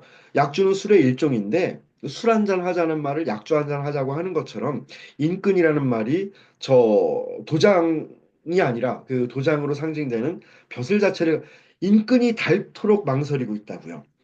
주긴 줘야겠는데 주자니 아깝고 안 주려고 하니까 사람들이 뭐라 할 것 같고 줘 마로 하고 망설이느라고 끝끝내 그걸 주지를 못하고 있으니 제왕에게 필요한 용기는 그거라는 거죠. 전쟁에 나갈 때마다 이번에 네가 나가서 싸워 네가 나가서 싸워 해야 되는데 벼슬이 아깝기도 하고 벼슬을 준다는 거는 그에 따르는 물질적 보상도 있어야 되는데 그리고 또 하나는 못 믿어요. 모든 전쟁에 있어서 이게 이런 그 스타 출신 감독들의 한계인데 전쟁이 한두 가지가 아닐 거 아니에요. 동시다발적으로 수많은 전쟁을 수행해야 되는데 그러면 뭐 A 전쟁은 A 장군한테 맡기고 B 전쟁은 B 장군한테 맡기고 역할 분담을 시켜야 되는데 적재적소에 그 능력치에 합당하게 일을 맡기는 것도 제왕의 덕목인데 못한다는 거죠. 왜냐하면 나보다 못 싸우니까 나는 능력치가 막 100을 뚫고 120인데 쟤는 70밖에 안 되고 쟤는 50밖에 안 되니까 일을 못 맡깁니다. 스타 선수 출신의 감독들이 그러죠. 축구 감독이나 야구 감독들이 이해가 안 되는 거예요. 저걸 그냥 가운데에다 던지면 되는데 발로 차서 저 골대 안에다 넣으면 저걸 왜 못하지? 이해가 안 되니까 선수들을 다그치죠.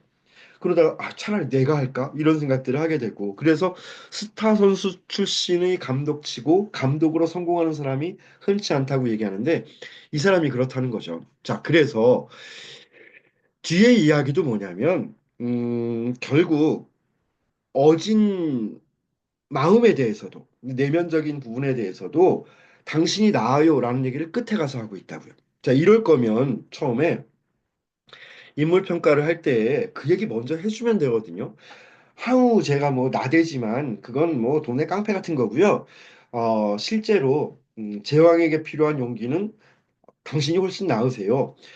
제가 뭐 사람들 공경하고 눈물 질질 짜고 그래가지고 어질다고 얘기하지만 진짜 필요한 상황에서 그 장수들한테 또 신하들한테 벼슬을 나눠주고 상을 주고 하는 거는 한 거죠 유방 당신이 나으세요 라고 먼저 얘기해 주면 될 텐데 또 저렇게 상처 후벼파고서 거기에 데일밴드 붙여주고 뭐 이런 것들이 유방한테 계속 뭔가 베이비 스텝으로 쌓아나가고 있었을 거고 그게 이제 결정적으로 뒤에 가서 터지게 된다는 거죠.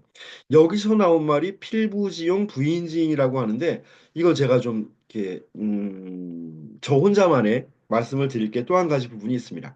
일단 필부지용 부인지인 필부의 용기요 부인의 어질미다라고 해서 한신이 항우를 비판하고 나아가서 반사적으로 유방에 대해서 칭찬하는 말이잖아요. 근데 놀랍게도 선생님들 저 말을 국어사전이 저렇게 뜻풀이를 해버리고 있습니다. 오늘날 대한민국의 21세기 국어사전이 보잘것없는 사람이 앞뒤 가리지 않고 함부로 내세우는 용기와 여자가 지니는 소견머리가 좁은 인정이라고 뜻풀이를 하고 있어요. 한시는 그렇게 말한 적이 없잖아요. 근데 뜻풀이를 저렇게 하고 있다는 거죠. 여기에 대해서 뭐 제가 긴 말씀을 드리지는 않겠습니다만, 사마천의 인식 문제가 아니고, 한신의 인식이나 항우의 인식 문제가 아니고, 그 어떤 고전 속에 남아있는 용어, 어휘들을 풀어내고 있는 현대인들의 인식 문제가 아닐까. 그게 당시의 세계관에 크게 함몰이 되고 그 다음에 현대 사회를 규정하고 지배하고 있는 어떤 눈에 보이지 않는 틀 안에 갇혀 있는 사람들이 그걸 요렇게 이따위로 풀어내고 있는 게 아닌가. 이런 식이라면 우리가 뭐 장군은 아니잖아요. 보통 사람들인데 우리가 어떤 상황에서 용기를 내세우게 되면 그건 앞뒤 가리지 않는 보잘것없는 사람의 용기가 돼버리고 필부지용이 그런 뜻이라면서요. 그 다음에 우리가 어떤 누군가를 딱하게 생각하고 그 사람을 도와주고 싶어서 어진 마음을 베풀어주면 그게 부인지인을 이렇게 말을 하고 있잖아요. 소견머리가 없는, 소견머리가 좁은 여인의 인정을 베푸는 것으로 전락하게 돼버리거든요. 저렇게 설명하고 있으면 안 될 것 같은데 그냥 고발하고 지나가는 거예요. 국어사전 만드는 사람들이 저 따위로 얘기를 하고 있더라라는 게 보여가지고요. 예, 지나갑니다. 배수진 이야기가 나오네요. 이것도 뭐 얘기를 하고 지나가야겠죠. 조나라하고 전투를 하는 거 일단 이거 이상하게 생각하시면 안 되는 게 아니 우선은 이상하게 생각하셔야 맞는 게 진나라가 통일했잖아요. 전국 칠흥 다 없어졌고 그리고 그 진나라를 무너뜨리고 초나라와 한나라가 격돌을 하고 있는데 난데없이 조나라가 다시 튀어나와 가지고 근데 왜 그러냐면 뭐 알고 계신 분도 있겠지만 진나라가 쇠락해 가고 있는 시점에서 각지에서 반란 세력들이 일어나는데 근데 그 반란 세력들이 세력을 규합해야 되는데 어떤 기치가 필요하고 명분이 필요하다는 거죠. 그냥 동네 깡패들 모아가지고는 이게 안 될 것 같고 사람이 모이질 않으니까 막 옛날 그 망해버린 전국 시대의 국가들 왕실의 후손들을 하나씩 찾아냅니다. 막 저기 어디 강화도에 가서도 하나 찾아내고 어디 울릉도에 가서도 하나 찾아내가지고 이분이 바로 우리의 왕이신데 이분이 조나라의 후손이다. 우리는 후조나라를 다시 건설할 것이다. 그런 식으로 해서 전국 시대의 국가들이 대부분 다시 일어나요. 그러다 보니까 한신한테 떨어지는 미션 가운데 하나는 도장 깨기를 하고 다녀야 되는 거죠. 그 다시 건설된 연나라, 다시 세워진 조나라, 다시 건설된 뭐 제나라들을 하나하나 격파를 하고 다녀야 되는데 뭐 거칠 것 없습니다. 물론 하나하나 격파를 해나가는 와중에 또 하나의 그 새로 건설된 조나라예요. 이미 전국 시대 말기에 진나라에 의해서 멸망한 그 연파 인상의 조나라 아니고 그 조나라하고 전쟁을 할 때 이런 일이 있었다는 거죠. 이딴 전투에서 연전연승을 해오고 있었는데 이제 조나라하고 일정을 벌이게 됐을 때 조나라에도 인물이 있습니다. 광무군 이좌거라는 사람이 조나라 왕 그 조정에 나와가지고 지금 한신이가 뭐 대단한 장수인 건 알겠는데 너무 많은 전쟁을 수행하고 식량도 다 떨어져 가고 병사들은 피로에 지쳤으니까 내가 나가서 일단 보급을 끊겠다. 그러면 저 사람들이 지금 한나라 군대가 고립이 될 거다. 그러니까 일단 싸우지 말고 버텨라 라고 자기 군주한테 이야기를 하거든요. 근데 진나라 그 조나라 군주였던 그 성왕군이라는 인물이 그 말 안 듣는 거죠. 마치 예전에 진진의 딴 데 나오는 얘기네요. 말을 안 듣고 그냥 나가자 싸우자 이기자 하고 내 실력을 봐라고 이제 나갑니다. 그때 이때 한신이 제가 제 부하들에게 지시했던 게 배수진인 거죠. 자, 여기 우리 군대가 있고 A 군대가 한신의 군대입니다. 저 반대편에 B의 군대가 있을 때 전쟁의 ABC는 가장 기본적인 베이직한 룰은 배산 임수하고 싸우는 거죠. 산을 등지고 앞에 물을 놓고 싸우는 게 이게 기본입니다. 가장 기초적인 전략이라는 거죠. 왜냐하면 상대방이 공격해 들어올 때 물을 건너느라고 혼란해질 거 아니에요. 또 그 가운데 저 같은 애들은 수영을 못하니까 저 수영 못하는데요. 저 뒤에 남아 있을 거고 또 수영을 잘 못하는 애들은 건너오다가 빠져 죽기도 할 테니까 또 다 건너온다고 하더라도 거기에서 대열이 흐트러질 테니까 그런 적을 마주쳐서 싸우는 게 여기서 싸우는 게 맞고 그러다가도 안 될 것 같으면 저 산속으로 도망쳐 숨는 게 그게 기본인데 한신이 부하들한테 배수진을 치라는 거죠. 반대로 물을 등지고 싸우라고 이야기를 합니다. 왜 그랬는지는 뭐 선생님들이 워낙 잘 알고 계신 이야기니까 설명을 생략하겠습니다만 그래서 저 배자가 등배자잖아요. 그쵸? 수영의 영법 가운데 배영 전 또 부끄러운 자기 고백을 해야겠는데 네 가지가 자유형, 평형, 배영, 저병이 있잖아요. 저는 40살 넘을 때까지 배영이 이게 뒤집어져 가지고 배를 내놓고 헤엄을 쳐서 배영인 줄 알았거든요. 근데 그거 아니더라고요. 등으로 헤엄쳐서 배영이고 그 스포츠 중계 볼 때 조금 연세 많으신 캐스터나 해설자분들이 뭐 배번 7번 누구누구 선수 배번이 등번호라는 뜻이잖아요. 근데 저는 역시 40살 먹을 때까지 번호가 배에 써 있지 않고 등에 써 있는데 왜 저 자꾸만 나이 드신 양반들이 배번이라고 하나 뭐 그런 의문들을 품었습니다. 과연 저만 그럴까요? 이 안에 그런 분 또 한 분이라도 계시지 않을까요? 자, 물을 등지고 싸우라는 거예요. 근데 병사들은 어리둥절한 거죠. 병법에서 절대 하지 말라고 하는 걸 장군이 시키니까. 근데 하려니까 어떻게 해요? 물을 등지고 싸웠는데 근데 이겼어요. 병사들이 어리둥절해가지고 병리둥절해가지고 대체 우리 왜 이긴 거야? 해서 장군한테 물어보니까 한신이가 하는 말이 잘 찾아보라는 거죠. 분명히 병법에 나와 있다는 겁니다. 근데 조금만 제가 의미 부여를 더 해보면 병법에 이런 말이 나와 있다는 거예요. 죽을 곳에 빠진 뒤에야 살아남고 망할 곳에 들어간 뒤에야 생존한다는 말이 있다는 건데, 그러니까 이 말을 매우 관념적이고 추상적인 말이잖아요. 근데 대부분의 장군들이나 병사들은 그걸 관념적이고 추상적으로만 받아들인 거죠. 그러니까 결사항전의 의지를 다지는 말 정도로만 받아들였지 그 말을 어떻게 실전에 구체화할 것인지에 대해서는 한 번도 생각을 못 해봤던 건데 그걸 한신이 만든 거죠. 융복합적인 인재. 그러니까 교과서 속에 들어있는 죽은 썩은 지식이 아니라 그걸 어떻게 눈앞에 보이는 현실에 펼칠 수 있을까를 만들어낸 거고 그런 환경을 만들어 준 거잖아요. 물을 등지고 싸우니까 병사들 입장에서는 둘 중에 하나라는 거죠. 야, 이거 봐라. 싸우다 죽거나 아니면 도망치다 물에 빠져 죽는 건데 어느 쪽이 확률이 높은지를 계산할 수밖에 없어요. 물에 빠지면 100% 죽는 거고 그래도 싸워보면 다만 몇 프로라도 살 확률이 있다면 죽기 살기로 싸우는 수밖에 없는 거죠. 한신이 마지막에 이런 말을 합니다. 만약에 우리 병사들이 정예병들이고 충분한 보급을 통해서 휴식과 훈련을 거친 병사들이라면 앞에 그게 맞대는 거예요. 배산 임수를 하는 게 맞는데, 근데 지금은 오합지졸이 돼버렸다는 거죠. 수많은 전쟁을 거치면서 그 부상병도 많고 그다음에 어떤 중심 전력이 아니라 가령 노인병들이나 보강하느라고 보충을 하느라고 소년병들도 많고 오합지졸이 돼버렸는데 배산 임수를 해서 싸우게 해버리면 앞에서 적군이 물을 건너오는 모습만 보고도 다 도망갈 거라는 거죠. 그러면 전쟁을 기약할 수 없으니까 그래서 지금 이 상황에 승리할 수 있는 방법을 만들어낸 거거든요. 자, 그래서 승리를 했는데 선생님들 그거 아시나요?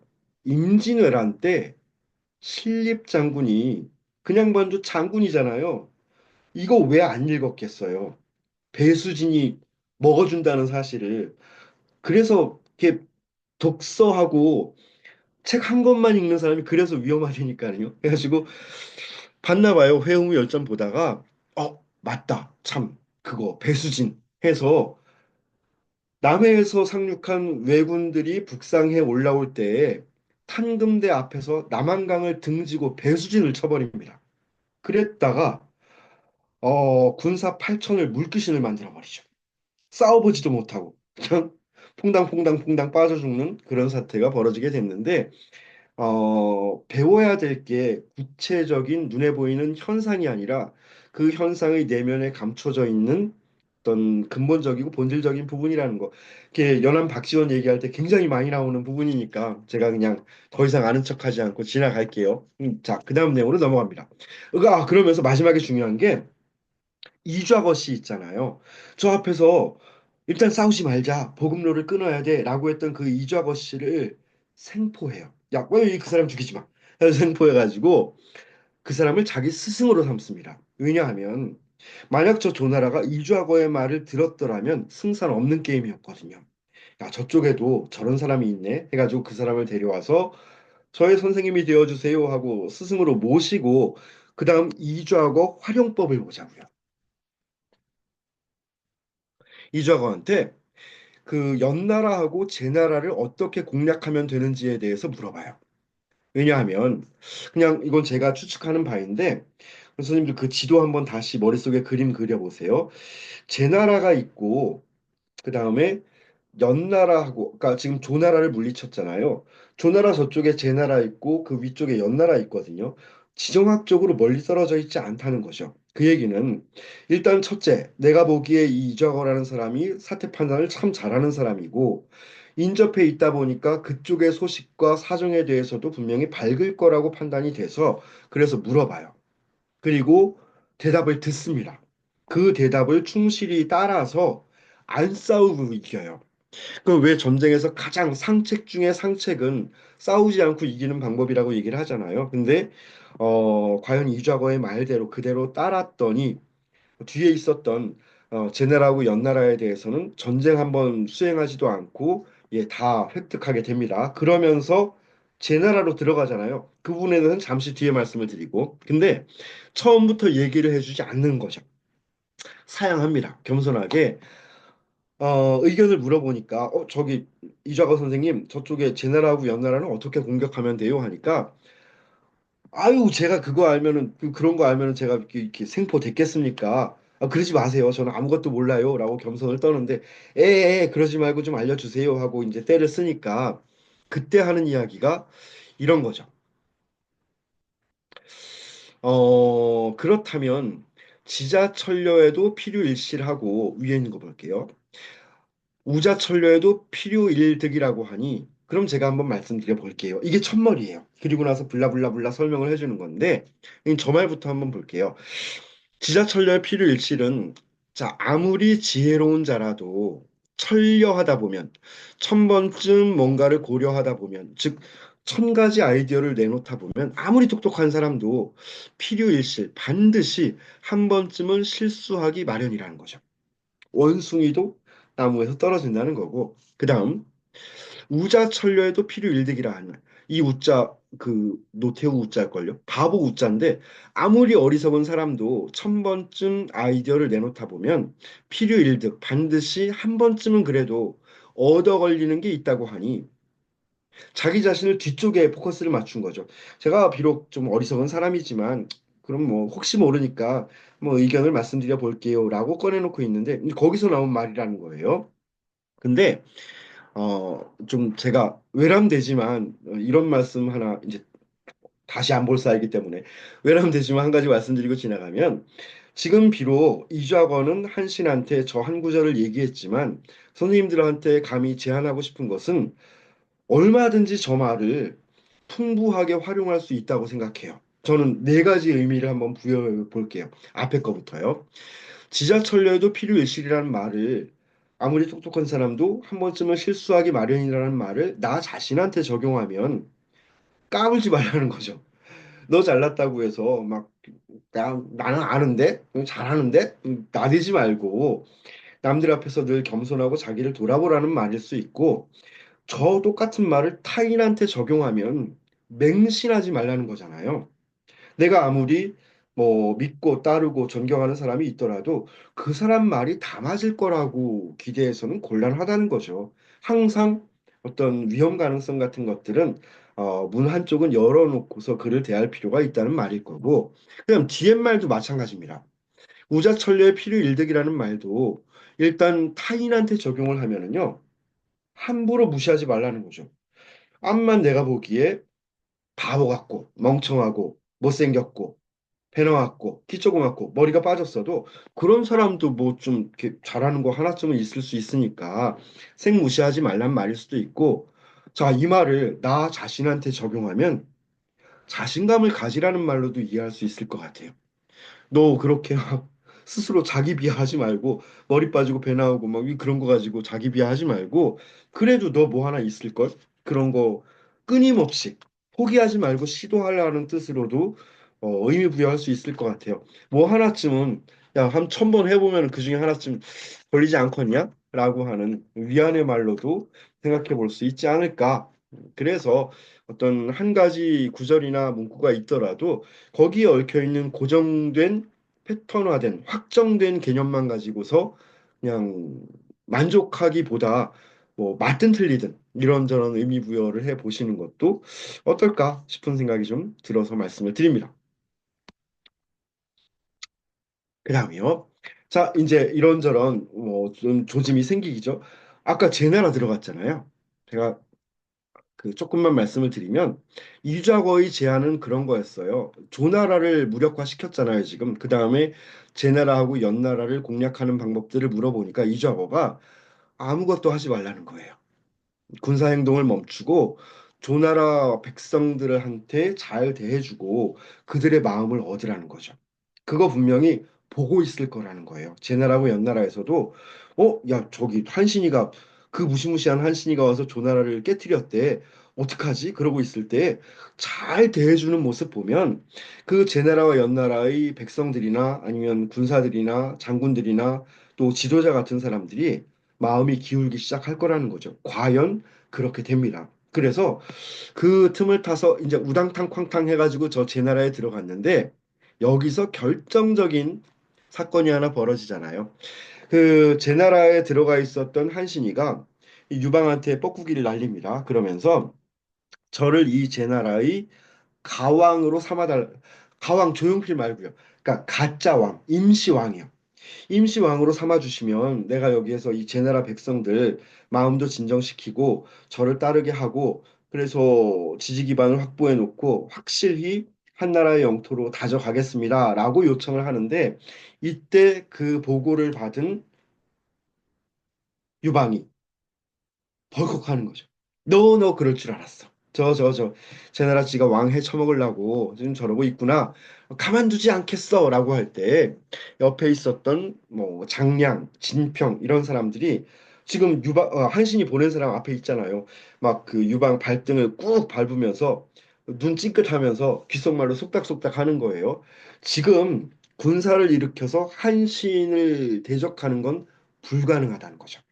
그렇게 돼버렸어요. 지금 구도라고 하는 게 원래는 한신과 한고조 유방과 그렇죠?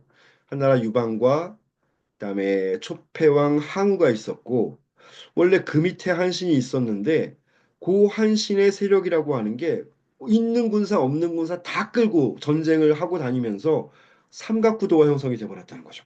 이 셋 사이에 솥발의 형세가 성립이 될 정도로 이거 세상 사람들이 다 알아요. 너무 커졌으니까 지금 저거 왕 되려고 하는 마음이 있는 건 우리도 아는데 안 된다. 차라리 진짜 왕으로 삼아줘서 일단은 우리가 자기를 의심하고 있다는 걸 감출 필요가 있다.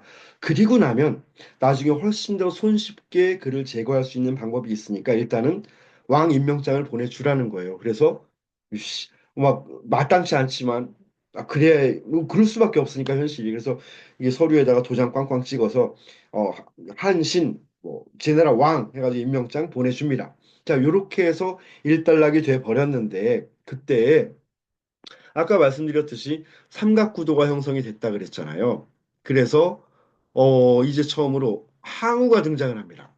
뭐 이 이야기 속에서 항우에 대한 그 진짜 수많은 이야기들은 선생님들이 항우 본기를 읽어보시면 뭐 그 안에서 얼마든지 내용이 나오니까 여기서는 그냥 조연 취급을 하고 지나갈게요. 이대로 가다가는 안 되겠다는 거죠. 아무래도 저 한나라에 의해서 자기들이 괴멸될 것이 예상이 되니까 사람을 유방이 아니라 한신한테 보내요. 누굴 보내냐면 여기 있는 무섭이라는 인물을 보내가지고 이렇게 이야기합니다. 한신한테 하는 말이에요. 그대가 오른쪽으로 몸을 기울이면 한나라 왕 유방이 이길 거고 왼쪽 발에다가 그냥 힘만 살짝 줘도 항우가 이길 겁니다. 이 말 뭡니까? 조금만 그냥 몸만 기울이고 발만 꿈틀해도 어느 한쪽이 이길 거라고 하는 건 당신이 그만큼 세력이 강성해졌다는 이야기잖아요. 그러니 차라리 천하를 셋으로 나누어서 왕이 되십시오라고 얘기하는데 실제 그 말 속에 있는 의도는 뭐냐면 우리 당에서 후보가 하나 대선 후보가 나왔는데 쟤네 당에서 한 명이 있으면은 1대1로는 힘들 것 같으니까 탈당하셔가지고 제3지대에서 출마하세요. 이런 얘기 하고 있는 거잖아요. 저쪽 파일을 둘러 나눠가지고 그러면 지금 40대 50인데 40대 20대 30으로 만들어 놓으면 우리가 승산이 있는 거잖아요.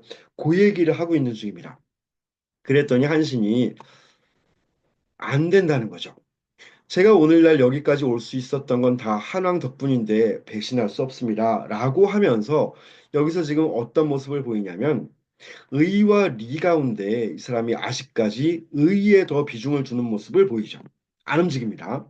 그랬더니 그 이번에는 한신을 휘하에 있었던 책사 가운데 한 사람인 그러니까 세상 사람들 다 안다는 거예요. 이게 지금 삼각구도가 형성이 돼 있다고 하는 사실을 누구도 알아요? 유방도 알아요.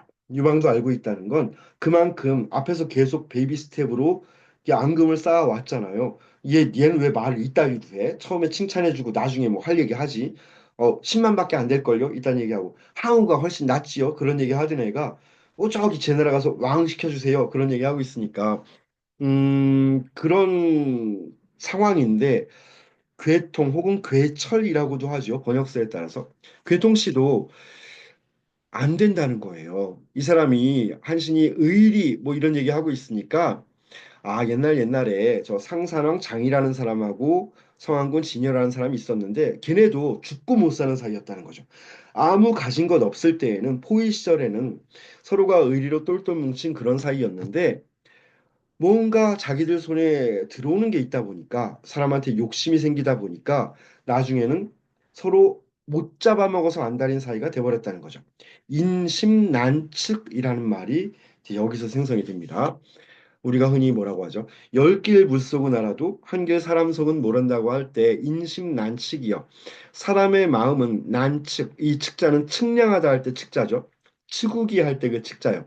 측량하기가 어렵다, 헤아리기 어렵다는 말이 나오는데 그럼에도 불구하고 한신 씨가 아직도 내 어찌 이익을 쫓아서 의리를 저버릴 수 있겠는가 하고 이때까지도 한신이 그 배신을 하고자 하는 마음이 아직 확실히 구체화되기, 형상화되기 이전의 모습이었습니다. 근데 이걸 듣고서 괴통 씨가 야야 요거 말이 안 통하는구나 해가지고 이대로 있다가는 그 화가 나한테도 미칠 거라고 생각을 해서 나한테까지 화가 미칠 거라고 생각을 해서 괴통이 미친 척을 해요. 막 미친 척을 하고 무당이 돼가지고 그 곁을 떠나가 버립니다. 간곡한 설득이 있었음에도 불구하고 실패로 돌아가 버리고 말고 이런 구도 그리고 수많은 사람들이 이제 한신에게 몰려들고 한신한테 분명히 그런 의도가 싹트고 있으리라는 걸 알고 있었던 유방에게는 의심이 쌓일 수밖에 없었겠죠. 마지막이요. 이제 죽여주죠. 한신을. 실제로 배신을 하잖아요. 그래서 이제 그 진희죠. 진희 씨하고 내통을 합니다. 진희는 바깥에서 공격을 해 들어오고 그러면 한 씨는 이 내부에서 호응을 해가지고 야, 우리가 이렇게 모반을 일으키자라고 했는데 발각이 되죠. 그 얘기 하고 있을 때, 막 속닥속닥 하고 있을 때, 제가 정확한 내용이 기억이 안 납니다만, 한신한테 미움받고 있던 애가 막 이러고 듣고 있다가 쪼로록 가가지고 이제 고에 바치거든요. 이게 들켰어요. 그래서 유방이 이야기합니다. 그 공이 모반한다고 하는 사람이 있네 하니까 한신이 직감하는 거죠. 아, 끝났구나. 이제 여기서 나는 여기까지구나. 직감하고 하는 말이 토끼가 죽으면 사냥개를 삶아 먹고 토사구팽이죠. 나는 새를 잡고 나면 그 사냥 끝났으니까 거기에 썼던 좋은 활은 이제 창고에 들어가야 된다더니 그 중에서 더 유명한 말은 물론 앞에 있는 토사구팽인데 이것도 그래요. 토사구팽이 여기서 나온 말이 아니에요. 저 앞에 다른 열전에서도 얘기가 나오고 처음 시작이 어디였는지는 사실은 분명치는 않습니다만 워낙 이 내용이 이렇게 그 인상적이고 지명도가 높은 흥미로운 이야기다 보니까 마치 여기에서 나온 것처럼 돼 있죠. 근데 토사구팽 조금만 더 우리가 해체해서 읽어보고 지나가죠. 자, 사냥이 끝났어요, 교수님들. 근데 토끼 사냥 끝났으면 사냥개를 왜 죽이냐고요. 다음번에도 사냥이 있을 수 있잖아요. 그리고 사냥에 쓰던 거니까 그다음부터는 애완견으로 쓰든가 이렇게 끌어안고 반려견으로 쓰든가 하면 되는데 왜 죽이냐는 거죠. 그걸 생각해 보면 이 이야기 속의 토사구팽이라는 말하고 현대사회에서 우리가 종종 야, 팽을 당했어. 토사구팽 했대라고 할 때 조금 이게 무게감이 달라요. 현대사회에서는 예를 들어서 내 부하 직원이 있었는데, 이제 창업하는 과정에서 이 사람의 힘을 많이 얻었어요. 근데 그러다가 마침내 성공했을 때, 이제 더 이상 필요 없게 됐을 때, 해고야! 하고 이제 이 사람 잘라버리는 거. 아이고, 토사구팽을 당했어. 라고 얘기하는데, 이건 그 정도가 아니잖아요. 사람을 죽여버리잖아요. 사냥개도 죽였고, 주인이 알고 있는 거죠. 그동안 자기가 사냥할 때마다 썼던 이 사냥개의 공격 본능이라고 하는 것이 사냥이 종료되고 나면 계속해서 사냥감을 찾을 거라는 거예요. 계속해서 자기가 달려들고 물어 뜯어야 될 대상을 찾을 거고 눈이 시뻘개져가지고 그리고 언제 그 공격 본능과 이빨과 발톱이라고 하는 게 집사인 나를 향해서 달려올지 모른다는 사실에 대해 충분히 알고 있다 보니까 이걸 그냥 풀어주거나 애완견으로 키우거나 그런 걸 뭐 꿈도 꿀 수 없고 죽여야 얘기가 끝나는 거죠. 그래서 아이의 용도를 폐기해 버립니다. 그러니까 아까 말씀드렸던 직장 사회에서 내가 창업 다 끝났는데 더 이상 이 사람이 쓸모가 없을 때 뭐 죽이는 것까지는 아니라고 하더라도 어디에도 취업을 못하게 하는 거죠. 가령 얘가 어떤 경쟁 회사에 가가지고 또 뭐 복수를 하고 나한테 더 그 회사가 커져서 우리 회사를 위협하고 경쟁 상대가 되는 거 원치 않으니까 아이의 뭐 취업 진로를 막아버린다든가 뭐 악성 루머를 퍼뜨려서 블랙리스트에 올린다든가 그러고 끝을 내버리는 거죠. 자, 토사구팽을 당하는데 마지막에 그런 얘기를 해요. 아, 나쁜 친구. 아유, 그냥 죽으면 되는데 이런 애들 꼭 마지막에 뭐라고 한마디씩 아유, 극적극적 이럴 줄 알았으면 괴통의 말을 들을 걸 하니까 괴통이 꼬셨구나 라고 하는 것들 이제 알았습니다. 나중에 이제 괴통 잡아올 거죠. 이제 수감을 시켜요. 전에 한번 말씀드렸지만 아직 감옥 개념이 없던 시점이에요. 감옥이 아니라 유치소, 구치소 유치장에 가둬두고 얘를 어떻게 처분할 것인가를 대기하고 있는 상황인데 밖에서 진이가 반란을 일으켰잖아요. 같이 하기로 했는데 이제 사전에 한 씨는 발각이 돼서 잡혀 있는 거고 진이가 반란을 일으키니까 유방이 출동합니다. 친정을 나가는 거죠. 공정토 벌에 대해서 전에 말씀드렸어요. 왕이 직접 군대를 이끌고 친정을 나갑니다. 정벌을 나가는데 그때 두 사람이 움직여요. 여태후하고 소하가 이미 왕이 나가서 진위를 다 진압했다라는 소문을 일으키고 파티를 벌입니다. 파티를 개최해서 거기에 한신도 참석하게 하고 거기에서 척사를 해버리죠. 그러니까 실제로 우리가 토사구팽이라고는 하는데 한신한테 물리적으로 손을 댄 건 여태우하고 소하예요. 자, 소하부터 볼게요. 소하는 앞에서 제가 별표 하나 그려놓고 왔었는데 소하가 살렸잖아요. 한신한테 그 어떤 사회적 목숨을 불어넣어 준 거, 한신한테 이 자리까지 올 수 있게 해준 거, 소하였거든요. 근데 그 소하가 한신을 죽이고 있는 거죠. 이렇게 한번 생각해 보세요, 교수님들. 그러면 소하는 한신에 대해서 태도가 돌변한 건가요? 아니면 한신이 아닌 다른 어떤 목적을 위해서 일관된 태도를 유지하고 있는 건가요? 소화에 대한 평가가 달라질 수 있는 부분이거든요.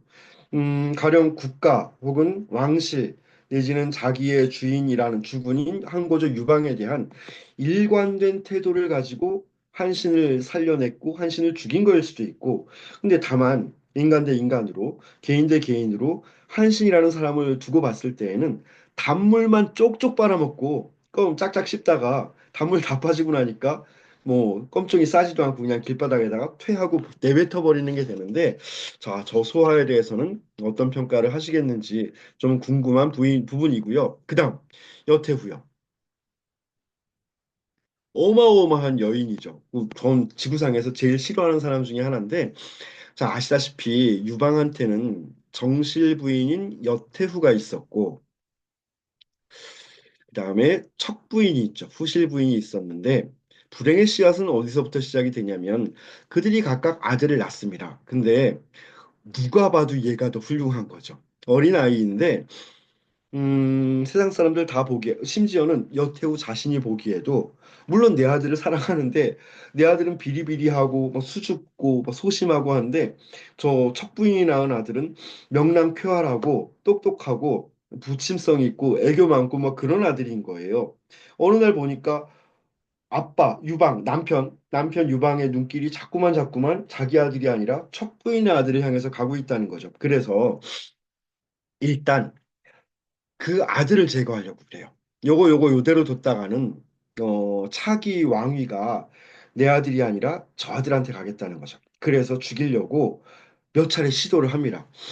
그 척부인의 아들한테 이렇게 막 전화해가지고 이 전화해서 이게 이모야 뭐 이모 맛있는 피자 사줄게 이모 방에 놀러 와 하고 불러요. 근데 그래서 저 꼬마는 또 이모 피자 사준대 하고 갑니다. 그걸 누가 살려주냐면 여태우의 아들이 살려줘요. 번번이 눈치챕니다. 아씨 우리 엄마 또 시작이야 해가지고 가서 자기가 그 동생 손잡고 와요. 데리고 와가지고 둘이 앉아서, 죄송해요, 이게 피자 얘기는 없는 얘기예요, 제 얘기예요. 둘이 이제 앉아가지고 피자 냠냠냠 맛있게 먹고 동생 발에다 주고 그러고 와서 이제 몇 번이나 척부인의 아들이 위기에 처하는 상황들을 이제 구해준다는 거죠. 그런데 아직 저 여태후의 못된 면모는 아직 시작도 안 된 거잖아요. 온갖 고생을 다해서 남편 유방을 도와서 한 나라를 세우는데 물론 기여한 부분이 있어요. 외척들, 여씨들, 그죠? 그 외척들이 수많은 기여를 하고 자기도 그 구심점이 되어가지고 외척 인물들이 남편을 도와주게끔 여러 가지 역할을 한 게 사실인데, 근데 저 척부인이 그런 시도가 있었거든요. 자기 아들을 첩으로 삼으려고 하는 시도가 분명히 있었다는 거죠. 그래서 눈에 불이 납니다. 그런데 다행히 이제 자기 아들이 태자로 책봉을 받게 됐고, 그리고 고맙게도 남편이 세상을 떠납니다. 그러고 났을 때 이 여자를 잡아오는 거죠. 척부인을 데려다가 어, 왕실에 있는 대신들이 다 보는 데에서 옷을 벗깁니다. 그리고 죄송해요. 음부를 짓밟아서 유린해요. 그걸로 끝나지 않고 감옥에 집어넣어서 감옥에 있는 그 죄수들한테 농락을 당하게 만드는 거죠. 아직 안 끝났어요. 뭐 눈, 코, 입, 귀에다가 뭐 불로 지지고 유황물을 쏟아붓고 해서 앞 못 보고 듣지 못하고 말하지 못하는 사람을 만들어요. 손과 발을 자릅니다. 손과 발을 잘라서 사람 몸뚱이만 남겨놓고 감각만 살려놓는 거예요. 목숨만 유지를 시켜놓고. 그리고 그 사람 척부인의 몸뚱이를 돼지 우리에 던져넣죠. 그리고 앞에다가 팻말 걸어주잖아요. 팻말에다가 사람 돼지라고 적어줍니다. 이러고서 분풀이를 해요. 이건 정말 분풀이 그 이상도 이하도 아니잖아요. 근데 굉장히 예, 사이코 같은 예, 분풀이를 하고 있어요. 나쁜 사람이잖아요. 그리고 나서 마지막으로 결정적으로 어떤 실수를 하냐면 자기 아들을 데려가요. 보여주는 거죠. 그 돼지우리 문 빵 열고서 아, 저거 봐. 그러니까 아마도 이 엄마의 의도는 여태우의 의도는 이제 그 자기 아들이 조금 강단 있고 뭔가 의연하고 좀 그런 씩씩한 사람이 되기를 바랬을지 모르겠는데 아마도 그랬을 텐데 엄마의 기대와는 상관없이 정반대로 애가 살짝 돌아버려요. 그래서 그 이전보다 더 심약하고 유약한 그런 인물로 전락하고 말죠. 자, 이제 마무리할게요. 그리고 나서 돌아옵니다.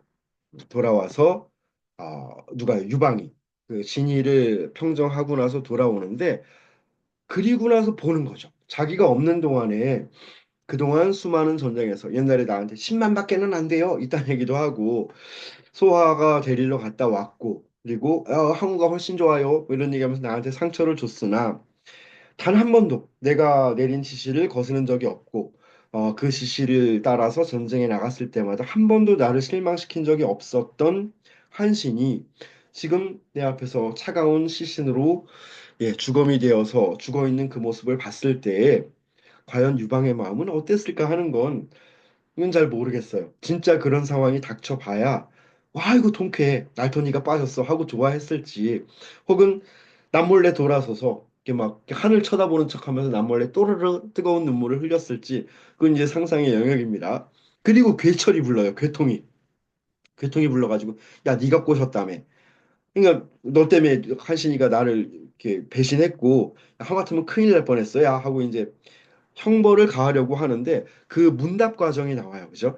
마지막에 괴통하고 한고조 유방 사이에 이런저런 말들을 주고받는데 꽤 긴장감이 있습니다.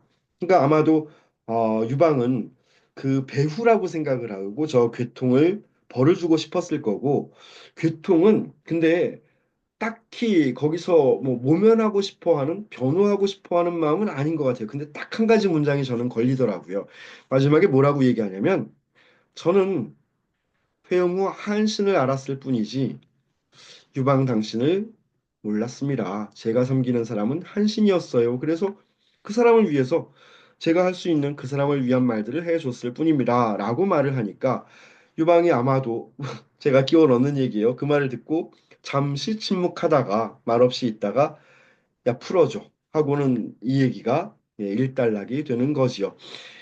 고사성어 중심으로 읽다 보니까 이게 물론 중간에 생략된 부분들 굉장히 많이 있는데 전에 제가 어떤 선생님이었는지 기억은 안 나지만 이 회오무 한신에 대한 여러 가지 말씀들을 해주신 기억이 있어요. 굉장히 재미있죠.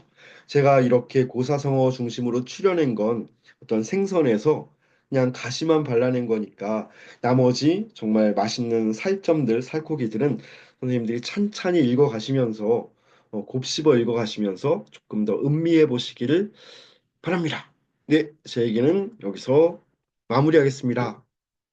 어이구, 시간이 요만큼밖에 안 남았네요. 죄송합니다.